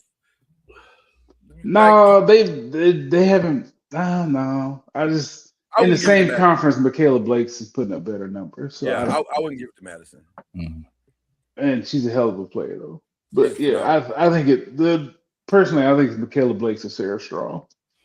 Okay. Final week of the men is this week, and then we get into conference play with them. Any games standing out to you that you can? Obviously, North Carolina Duke is this weekend, but no Caleb Wilson, so that kind of changes that whole experience. At least it does for me. Like I don't. It takes the sting out of the entire thing. And it's at Duke, so I would imagine they're going to lose that game. North Carolina, barring something incredible happening. But you know what? I say that, but man, in that rivalry, strange things happen. So strange things happen all the time. Any other games that are standing out to you this week? Nothing really leaps off the St. John's Seton Hall could be interesting. St. John's got rocked this past weekend. Yeah, nothing really. Arkansas, Missouri is interesting because Missouri is sneaky, bro. Like they've been sneaking out some wins where you're just like, how'd they get that one? Is Kentucky a bubble team? Bubble team. 19-11. Yeah, I don't know that they're in the tournament. I don't know that I would put them in. If they 19 wins? I mean, if they play well in the conference. By the way, longest tenured AD in the SEC, Mitch Barnhart, retiring. I don't know if it's because he wants to or he was asked to. If I had to guess, it was a little bit of both. It's a long time. Well, but here's the problem with Kentucky. Kentucky has delusional dreams all across their sports programs. And they think their football team should be better. They think the basketball team should be in the Final Four every year. And none of those things are happening. And I think people think the games or the sports have passed Mitch Barnhart by, which could be true. I don't know, but it could be true. All right, so no games that are just blowing your mind or whatever. Let's get into the NBA. And I want to play a game with you guys. Biggest obstacles. You know what? Let's use some of our new established media. Okay, there we go. We can have it, so we might as well use it. Let's talk about the biggest obstacles for each team in winning the NBA championship. The Knicks. Let's start with the Knicks. I've heard a lot of cat hate lately. Is he the biggest obstacle? Is he the biggest obstacle? Height. Their best player is little. You think that's the obstacle? Yeah, it's been the obstacle every year. Yeah, I don't. I mean, can they score when the pace When was the slows down? next time? When was the last time somebody's best player was that small? Isaiah Thomas. And they won a chip. Isaiah Thomas. And he was who is rare. not 6 foot. I ain't buying that. But Isaiah was rare. He's very rare. I mean, Brunson is good. No, I didn't know Isaiah. And you can, I mean, if you want to trust Cat, y'all can trust him, but I didn't say I trust him. I didn't say I trust him. I think that half court offense, can they score when the pace slows down? I didn't like Cat's answer to Shaq. Of course not. I didn't like that. That gives me pause. Because I'm like, what you mean you ain't got to get your points? It don't matter how y'all win. It does matter. You're the second best player on the team. What do you mean it don't matter? I don't like that answer. These new school cats, boy, they be coming up with some answers. He's different. He's different for sure. Cam, did you like his answer or you didn't like it? It's Shaq though. That's the problem I have. You didn't like Shaq jamming him up? I know. Really? He does that all the time too. He's always trying to Yeah. antagonize these cats. Yeah. Well, he trying calls to it motivate motivating. them. He calls it motivating. He's trying to see if they got the dog in him, trying to pull the dog out. But I don't think it But works. Cat ain't got no dog. He's already Exactly. proven that. It don't work. Yeah, that's what I'm saying. He ain't got no dog. I'm a Lakers fan. And I'm gonna say, for me, Shaq is a fake dog. You just bigger than everybody. Wow. Like you can do what you do because you bigger than everybody. Well, guess what? You bigger than Elijah one too. And he made you look like a puppy. So like relax, bro. Well, he learned from it. You bigger than everybody. He learned from it. Got us 3 titles. I mean, I'm saying that. Yeah, he played with Kobe. Yeah, he should have 3. So you team Barkley is what you're saying? No, not at all. Not at all. I just think. Shaq, listen, here's the other thing. Shaq wasn't skilled. Shaq was bigger than everybody. Whoa, Kimosabe. He was bigger than everybody. No, dog. He has skills, man. Okay. Shaq was a serious athlete. He's an athlete. You say he was a serious athlete? He got feet. He got body control. He could You jump. say he was a serious athlete? Yes, Shaq was That don't extremely make you athletic. skilled. His skill. No, he has skill. He has skill. So is his skills better than Elijah one at the center position? Nobody's No. skill is better than Elijah. No, one. but yeah, But that doesn't mean he's not skilled. You know what it is? His skill is different than Elijah one because he that's not apples to apples. Maybe That's not apples to apples. He's skilled. Tim Duncan is very skilled. They all are skilled. He's skilled, but they all use that skill differently. I actually was more skilled than Tim Duncan. It's just it depends on what you look at. Like, was he more skilled shooter? No. But his footwork, his body control. I think he's more explosive than Tim Duncan was. Shaq was known for being the most dominant player in the league. To be because he was big and athletic, he could move. His skill is movement. He couldn't shoot, like shooting and touch. Maybe some others got him, but the way he moved and how he got his body from here, point A to point B, absolutely. He was he wasn't just a big slug. He could be bigger than everybody. Absolutely, yeah. He was bigger than everybody, but he had feet too. He had feet and stuff too. But he was born with 2 of them, so yeah, he did. Okay. So you team Cat? You think Cat's fine? I think Cat's fine. Yes, and I think the Knicks are fine. I think what is their biggest obstacle? Everybody has an obstacle. What's their biggest obstacle? Everybody has an obstacle. Is it consistency? I think they're the best team in the East. I mean, I don't know. You line them up. I'm with Chad. When it gets tough, how are you going to get buckets? I think they got a bucket getter. That's what I think. Okay. I think they got 3-point shooting. I think they got defense. Who's the bucket getter? Huh? I'm just saying, who's the bucket? You think it's Brunson? You think he gets Brunson is the bucket? Okay.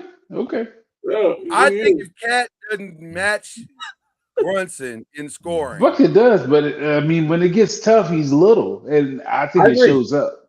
That's my. I just worry about he's little. That's the one thing that bothers me. I love these little debates. So last year Thibodeau would get fired, and I'm the first one on here saying the dumbest thing ever. Like, why the hell would you do that? This guy 1 game away from the NBA Finals. Oh, you ain't gonna get no arguments on that. I get it though. No. But we all were like, this don't make sense. We all was like that. Like, it still don't make sense. No. Now, so I think there's obstacles. I feel like Mike Brown has unlocked some of the other players. I feel like he put Mikal Bridges in a better situation. I believe he has pushed Anunoby to do it more on both sides of the court. I think having Jose Alvarado is good. That's jumper. I think the way they play the other big guy to come off the bench for Cat, like I think Mike Brown has gotten a better deal. Of course, very underrated as a coach. I think he's a much better coach. Either, right? Thibodeau playing people 40 minutes. That don't help, right? I think Mike Brown is a much better coach than he gets credit for. I agree with that too. I think the Knicks are the best team in the East. I honestly think that. Okay, all right. Let's stay in the East. Cavs. What's their biggest obstacle? James Harden in the playoffs. I mean, he ain't lying. We'll see. He He got to do it. He ain't done it. So He gotta make it that's to why the- they bringing him there. He got to be available for the playoffs. He got to be available. He just got to play well. I mean, so I got far an so interesting take on good. that too. I got a real interesting take on that too. That's good. Wow. You know what? I want to argue what you just said, but I can't. I can't argue that because he hadn't done it, and until he does it, it ain't been done. Like I mean, it's that simple. Yeah. Oh gosh, that's boy. Here's my take on that, real quick. Go ahead. I think this is good for the Cavs. James Harden is good for the Cavs. So And the far, reason- yeah, I agree. I I agree agree. 100%. But the reason I'm talking about when the playoffs come, I think it's good because it takes the ball out of Donovan Mitchell's head. He gonna need it out of his hands sometimes. He does. Another lot. little guard too. A lot. Yep. All right. Another little guard. Are we staying in the East? Is everybody else is there anything else in the East? Nah, let's get out of the East. Let's go Rockets. There's one more team in the East that's very It's interesting. two. Yeah, I'm sorry. I didn't look at the list. I'm sorry. I didn't look at the list. Yeah. What's their obstacle? Is it just experience? Yeah. Teams are not. You taking got to go lightly through it, anymore. man. There's no teams that teams got to go through it a little bit. And they haven't done that yet. Now, this is the one team where you take their best player off the court. I don't know how good they are. I'll say this about the Pistons. I agree 100% with that. Quietly, if I'm ownership, I am thrilled, regardless of how the season turns out. Would I like to win it this year? Absolutely. But also, I'm way ahead of schedule. Way ahead of schedule. Are you? Yeah. Because you didn't You got take two All-Stars on that team, are you? Yeah, but the second All-Star, I didn't know he was gonna be an All-Star this fast. Cade, you kind of saw it coming, but the red defensive rebound and his rebounding.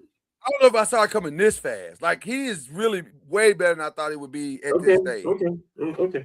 So they doing way better than I thought. So I'm thrilled. So I'm not going to put a lot of pressure on my team if I'm him. They supposed to beat the Knicks last year in the playoffs too, by the way. They gave up a game. They supposed to beat the Knicks in the playoffs. I'm just saying. Okay. Because you got to do it. Until you do it, you haven't done it. Right? It's experience. So now they're supposed to beat the Knicks in the playoffs. No. They haven't lost. They haven't lost. No. They haven't lost the game. They are not supposed to beat the Knicks in the playoffs. They have not lost the game to the Knicks all season. Okay. They are not supposed to lose to the Knicks in the playoffs. Okay. All right. So you prepared to pick the Knicks over the Pistons? Yes, sir. I'm by all means. I'm not gonna hold you to it yet, but I'm just saying. By all means, yes. Trending in that direction. You can hold me to that then too. Yes. Who else in the East did I miss? Man, come on, man. Don't do that. Don't do that. Celtics. Yeah, come on, don't do that, Lord. What is their biggest obstacle? Is Tatum coming back? Yeah, not letting him come back too soon. That's not an obstacle to me. That ain't even a discussion. Let's shut that down right now. No, it's almost too late. It's almost too late. I agree. He's gonna mess up everything if he comes back. They got to get used to playing with him. He ain't been there. He's trying to work himself in the shade. The biggest obstacle is Detroit Pistons. But I agree with y'all. I wouldn't play him. I wouldn't be. This wouldn't even be a discussion for me. That's why I didn't put him on the list. Because I didn't think there was I just think whatever you get out of Celtics this year is gravy. Aren't they the second best team in the East? They are. So we have to talk more about whatever you get. Are you under the impression that they can win the championship without Tatum? I am. So are they overachieving or are they just a good team without him? I think they're just that good. I think they're that good. The answer is yes. They have an MVP candidate. They got two big men that can straight out ball. They got two guards that can straight out ball. Yeah, and they can lock up, and they lock up. You know, the best quality that they have is their defense. Like to me, as great as the offense is, the best quality is that they'll play defense 1 through 5. I think I like their depth. I like that too. Yeah. No, I like the depth as well. To me, everybody can shoot. So what's their biggest obstacle? The impulse to bring Tatum back, like I think that. That's Yeah. the obstacle. That's the No, because I get it. I get why you think that, but just look at what y'all are doing without him Don't need and the it. chaos is going to cause. You got continuity. Everybody knows what they're doing. Y'all are playing well. Jaylen Brown is killing it. Roll with it. They're gonna mess it up, man. Don't need it. All right. Over in the West, the Rockets. Their head coach's philosophy. Like you can't be so defensively minded that you don't have any kind of semblance of offense. Well, his offense is He's go get us a bucket. Alfred, go get us a bucket. Right. Like, if he shortened his bench down to 7 people, he's Tim Thibodeau. He's Tom Thibodeau. When my best player is the same age as his jersey, I might be in trouble. Oh man.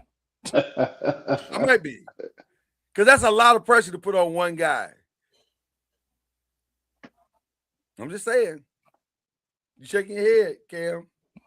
I can't believe you just said that. But yeah, I agree. I did. Yeah, all the pressure's on him at this point. A lot of pressure. Again, like we talked about with Detroit, you take their best player off the court. I don't know what they have, if anything. All they can do is try and play defense. They have no offensive capability. The Rockets are like the number 3 team in the West right now. Technically, they built that team like the Mavs built with Luka.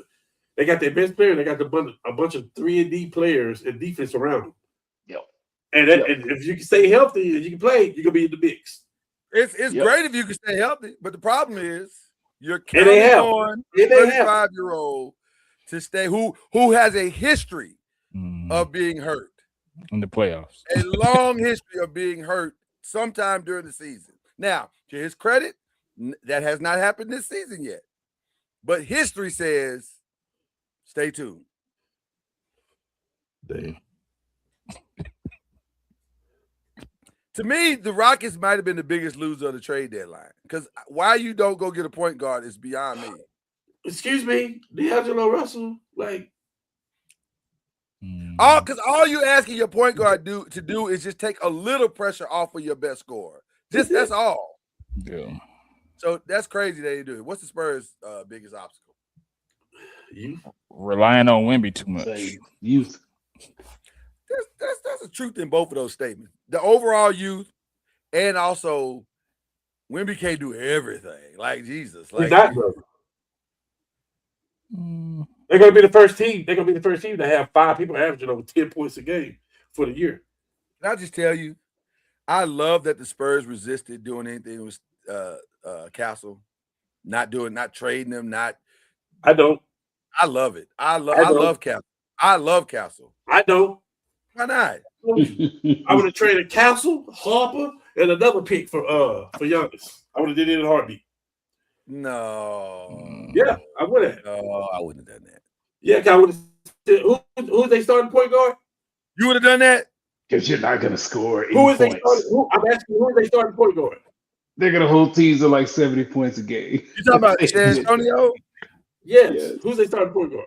De'Aaron Fox. I'm going to throw De'Aaron Fox. I'm going to throw Wemby. I'm going to throw Vassell. And I'm going to throw Giannis out there and say, every team in the league beat me with that. Yes, I am. I'm going to do that. Now, and they're probably not. You're going to hold teams to 80 to 85 points a game. But you've beaten the best team in the league 3 times with what you have. Why would you do anything? But you're going to suffocate them even more. Let me say it again. I'm going to throw Giannis, Wemby, Vassell, that De'Aaron Fox out there. I love Castle. I didn't say I didn't love him. I didn't say I didn't. You love Austin Reeves too, don't you? I do. Okay, you gonna give it? Don't do this to me, Cam. Don't do this. Okay. All right. This show is recorded on video. By the way, the Spurs are beating the dog piss out of the 76ers right now. By like 30, right? Man, it's terrible. Well, I don't know what the 76ers are. If I'm being honest with you, you got Maxey and Edgecombe why are you mucking around with anything other than trying to get rid of the other two? You got your foundation. That's another team that should have said, well, maybe they wait to the offseason. Maybe they have more options in the offseason. But all that money tied up into the with the Joel Embiid, Paul George thing, that's over. Mm-hmm. We got to end that experiment immediately. So they went from what was the name of the Sixers? What was they doing? The process. They went from the process to the graveyard. Like get these old people. Like yeah, they need to change it from trust the process to trust the transition. Because we need to make some changes over here. This is crazy. What about the Warriors? What's their biggest obstacle? Do they have an obstacle? Because they're not going to be there anyway. I don't think of all the teams that we've been talking about, the Warriors is probably the worst team you just bit. They're not even in the mix. Like, why are we talking about them? Right. Yeah. There's so many to list. Yeah, you got to gone. Steph's knee ain't right. If I'm injuries, injuries. Does he get gone? We haven't given anybody the gone yet. Yeah, not even the Warriors though. Not the Warriors. I'm not talking about the Warriors. But a healthy Steph would still scare you. That's true. I mean, you can't argue that. I don't care what team you throw out there with him. A healthy Steph would scare you. You got mysterious illnesses, knees. Yeah, it's a lot. What should they do with Steph? Whatever he wants. Let him walk. Whatever his decision is, I guess. Yep, let him walk. With that kind of player, I wouldn't let him walk, but I would have a conversation with him and say, "Hey, man, we probably not gonna be able to rebuild this like we had thought previously. So, what would you like to do, sir?" He might say it's fine, but I mean, Mike Dunleavy's job is still. I mean, he's still got his job. So I'm surprised by that. I don't know why we talking about that. He's gonna get fired. He got to fire that dude. He should have been fired. I would have fired him already. Kendrick, shout out to Kendrick Has. Kendrick said, "Why fire him in the middle of the season? Don't make sense because it gives me that much more time to put a real plan together." I don't know why you fired him. As long as he's in the building, I can't put a plan together. All right, Lakers. What's their obstacle? Defense. Interior presence and defense. This is about to be bad again, y'all. I'm just letting y'all know. To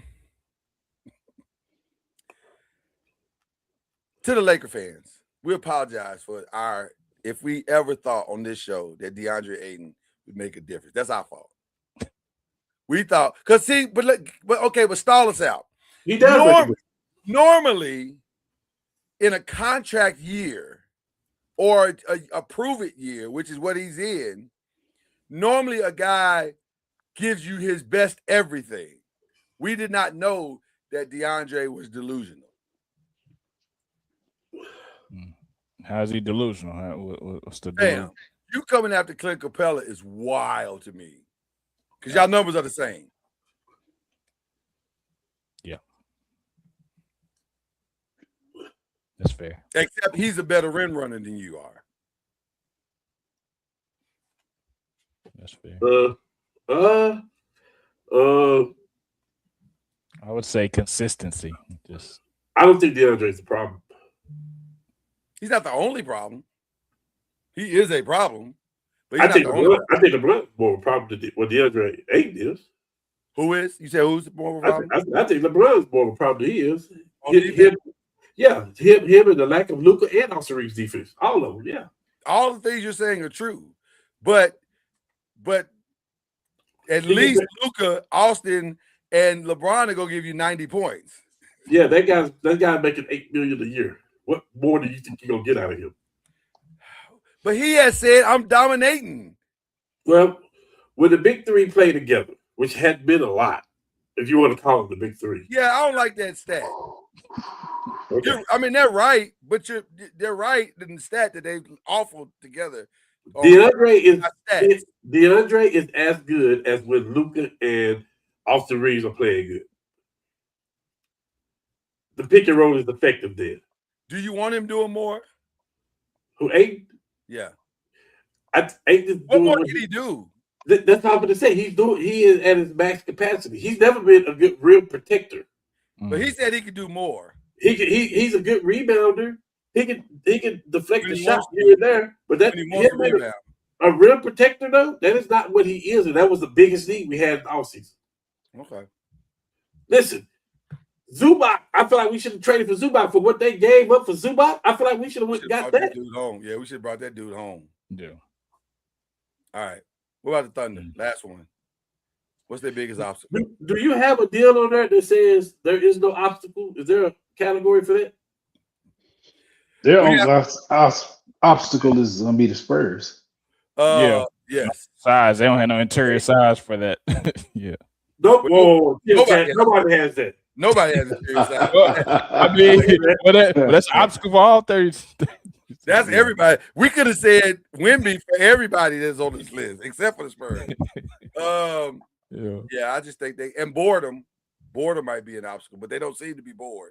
No, regular season, they seem to be locked in. I didn't put the Nuggets. Hey, I was about to ask you that because, with all due respect, I think that's the best team. I think that's the best team that's built in the playoffs, in my opinion. Don't play no defense. When you can take, huh? Don't play no defense. Okay, all the defensive players are hurt. Gordon is hurt. Now, Watson is hurt. Like, their best defenders are hurt. Gordon is hurt, and he is their best defensive player. Well, Watson may be their best on the ball defender. I thought that was Brown. Everybody keeps saying it's Brown. Watson is their best on the ball defender. By the way, it just signed Tyus Jones. Does that make a difference? Nope.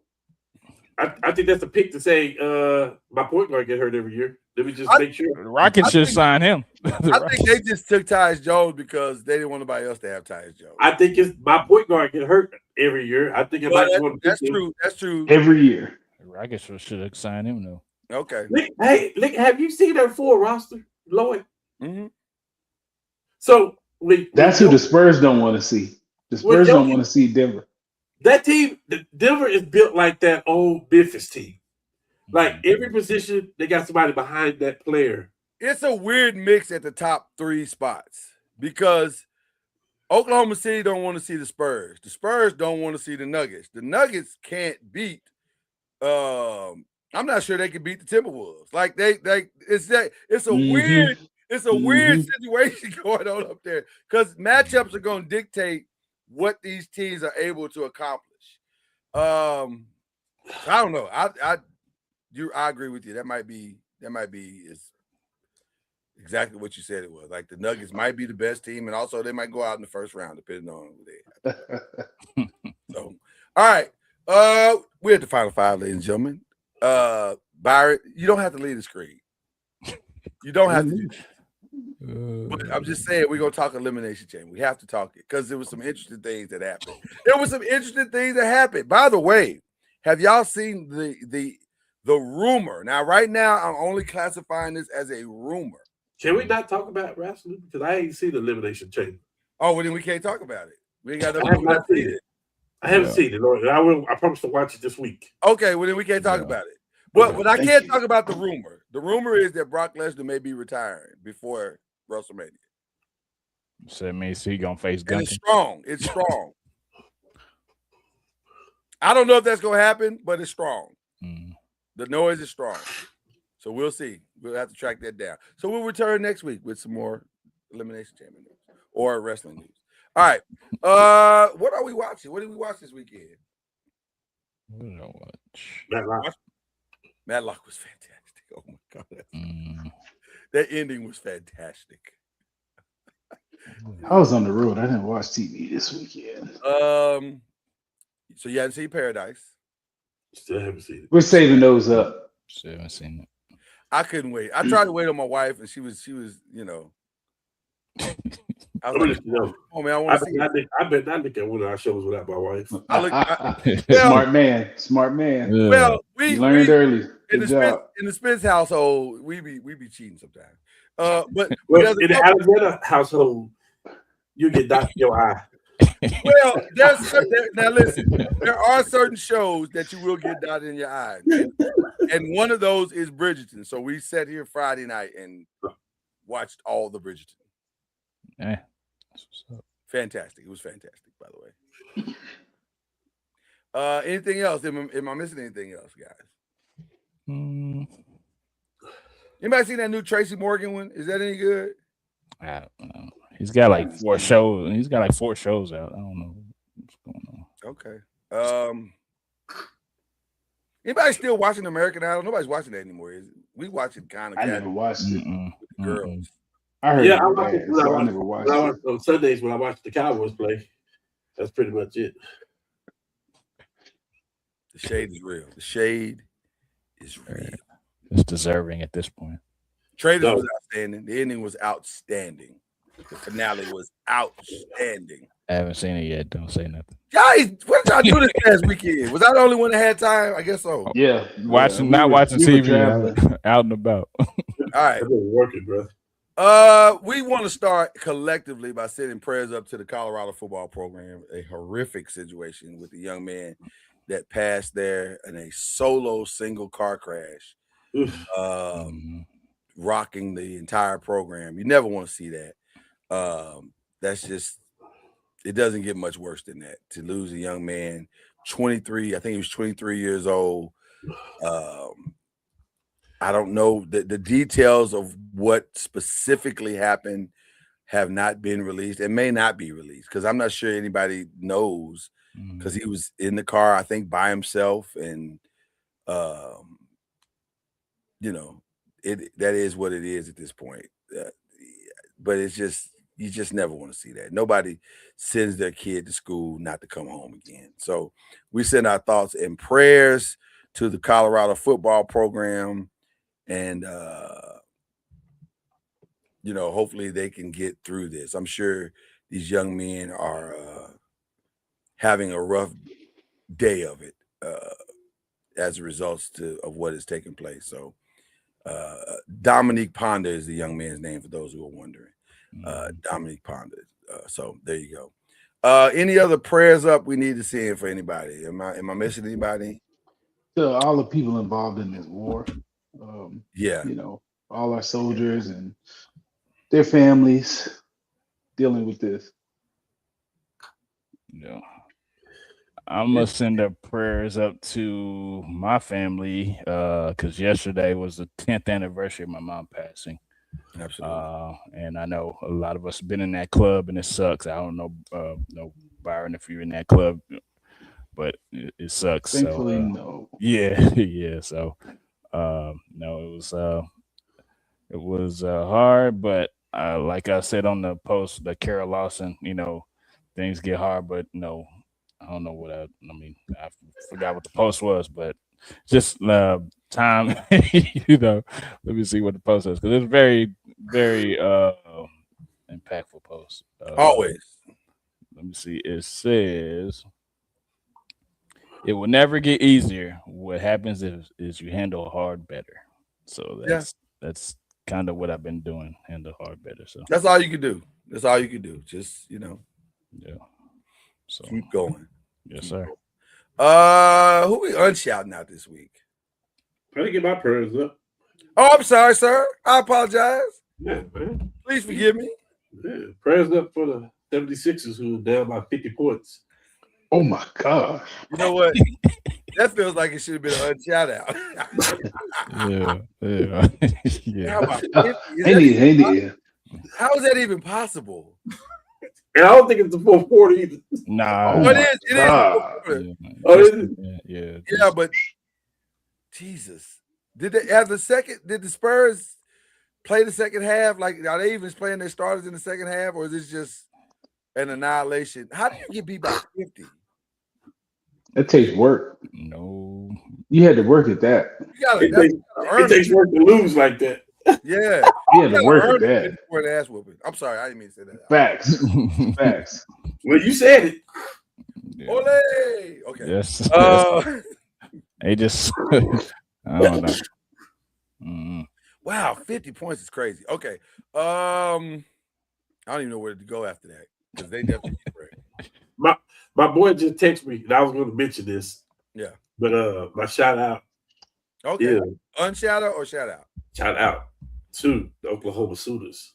Who signed the tight end today? I wonder who that is. We hadn't even got to the shout outs yet. But I couldn't help it. I know who you're gonna say. I know you're gonna say. Who was it? Who was it they signed? I don't know. I think his last name is Witten. Oh, he's officially in there? Yeah, he committed to the.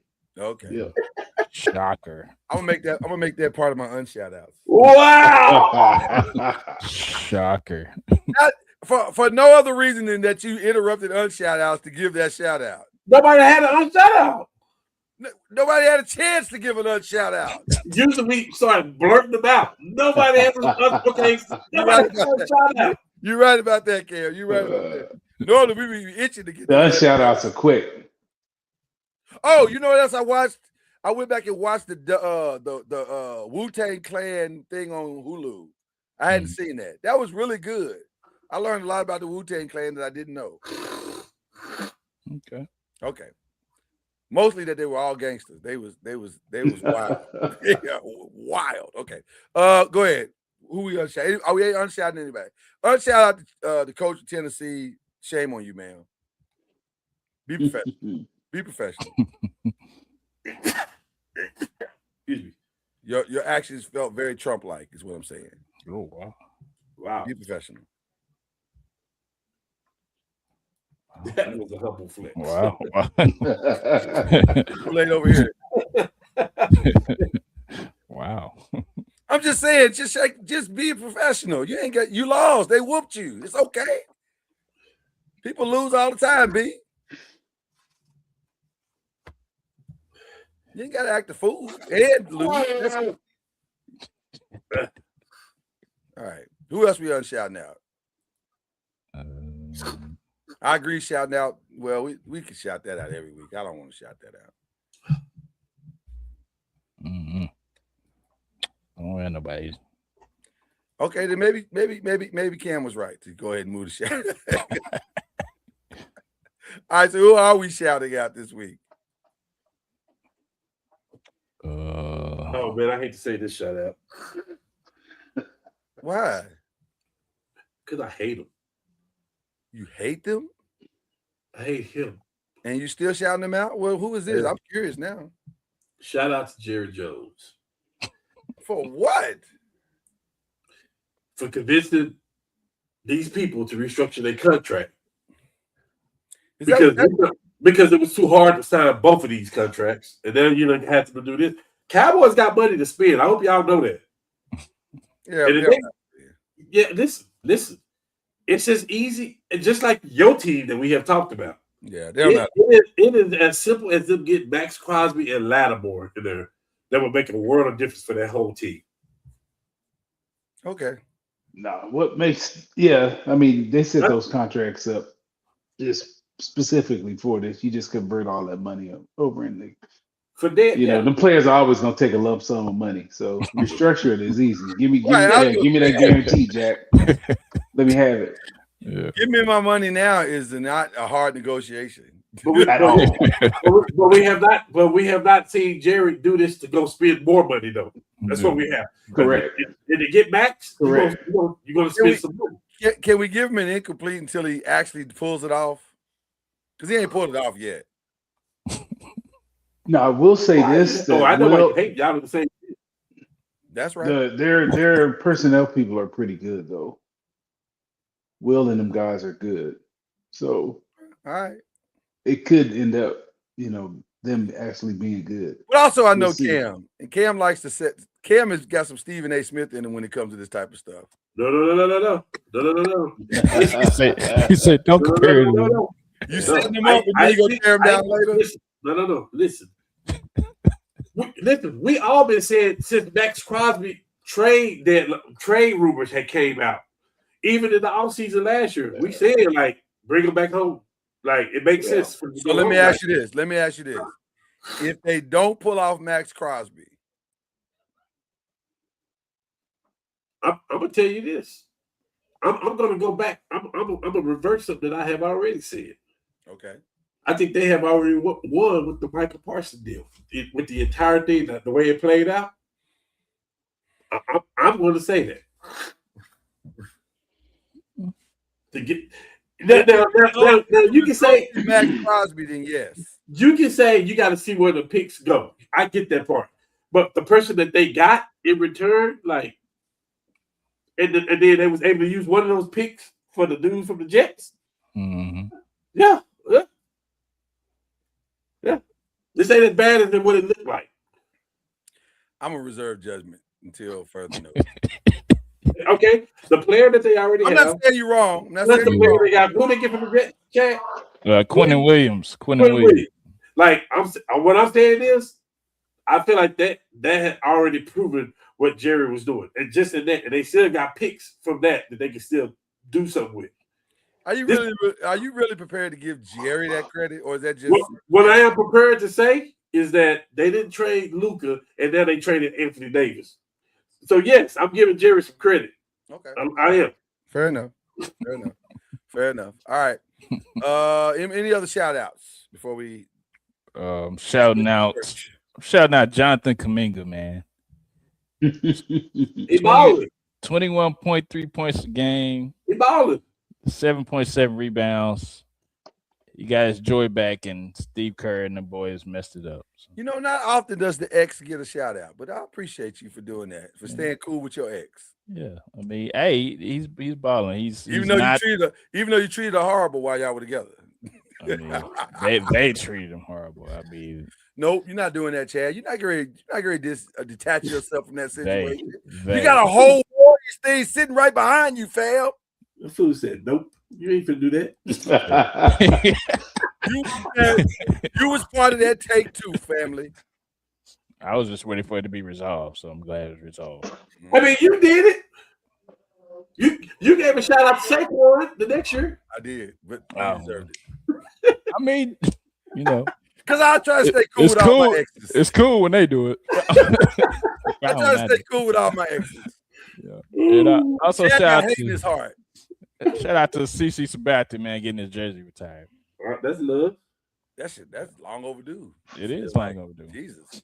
I thought that had already happened. That hadn't already happened? Okay. Nah. Shout out my son, man. He is a free agent and he got signed to. He's a what now? I'm sorry, what now? He was a free agent in flag football. In life? Like, what are you talking about? In flag football. And now he's with your relative and my homeboy, Eric Thaxton. Oh, really? Wow. Yeah. So we're gonna right this ship, man. So he's shout out to him. He went from the Cowboys to the Saints. So I gotta buy some Saints gear. So. Bet not. Not in real life, like you talking about just on this fantasy football. I mean, this yeah, exactly. Yeah. Like you're not going to be a Saints fan for real, like no. I'm just saying nobody signs up for misery, is what I'm saying. Why not? It can't get no worse for him. Why not? No, that's also true. Why are you saying the truth on the show like that? I ain't gonna be out there in no Tyler Shuck jersey, like that, Well, listen, Byron, you got any shout outs? No. Okay. Good this week. You not signing out, baby girl, getting ready for conference week? No. Okay, all right. So you get 20. Wow. 15 and 12. It's hard at Lusby House. It's hard. It is. No love for 15. It's all about expectations, baby. It's hard to Lusby House. No love and they lost too. They lost. No, 15 points and then 12 points the game yesterday. No. Okay. Got to get 20. You got to get the 20 mark or you're not getting that shout out. Okay. Who's she playing for? Incarnate Word. Yeah. Okay. In the Southland Conference. Yeah. I want to give a shout out to the Mrs. because as of Friday, where's the Word at? Hold on, man. I was getting my shout out. Interrupt my shout out. Did I interrupt your shout out?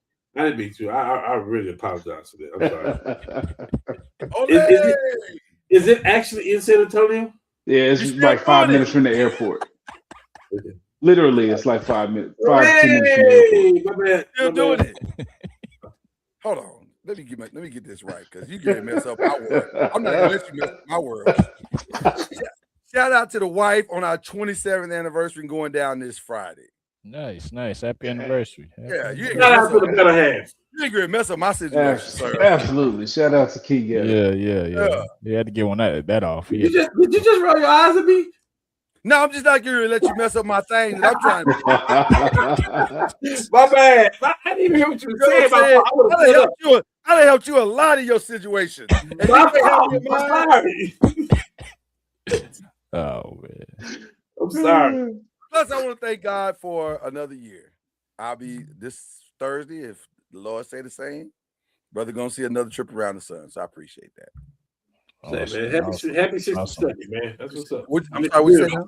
I said, you're looking good for 41. That's not This show is recorded, bro. It's not always what you say. It's not always what you say, Lord. It's what you mean. Hey man, it's how you. Hey man, age is just a number. It's how you feel, man. It's how you feel, bro. That's all. I hate you. You know you don't mean that. You just don't mean that. But I love you. You know that. That's funny, man. Y'all are funny. We ain't got nothing else to talk about. I'll give a shout out to Ole. Y'all know what it is. Y'all know the love we got for y'all. Can't wait to get a taco. That's all I'm saying. Chimichanga, what's up? We gotta get that guy. We gotta get Jesse on here talking about his Raiders. We do. I'd love to hear his thoughts on what he thinks his Raiders should do. I would love to hear that. Yeah.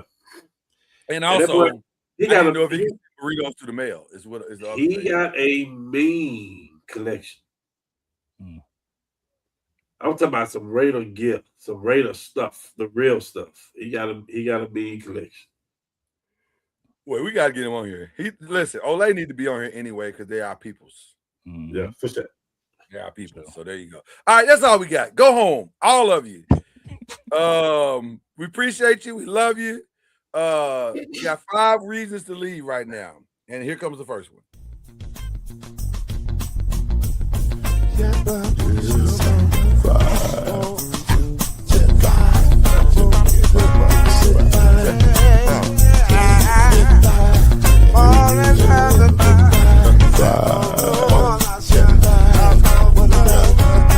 Five will get you 10 when you're plugging in with the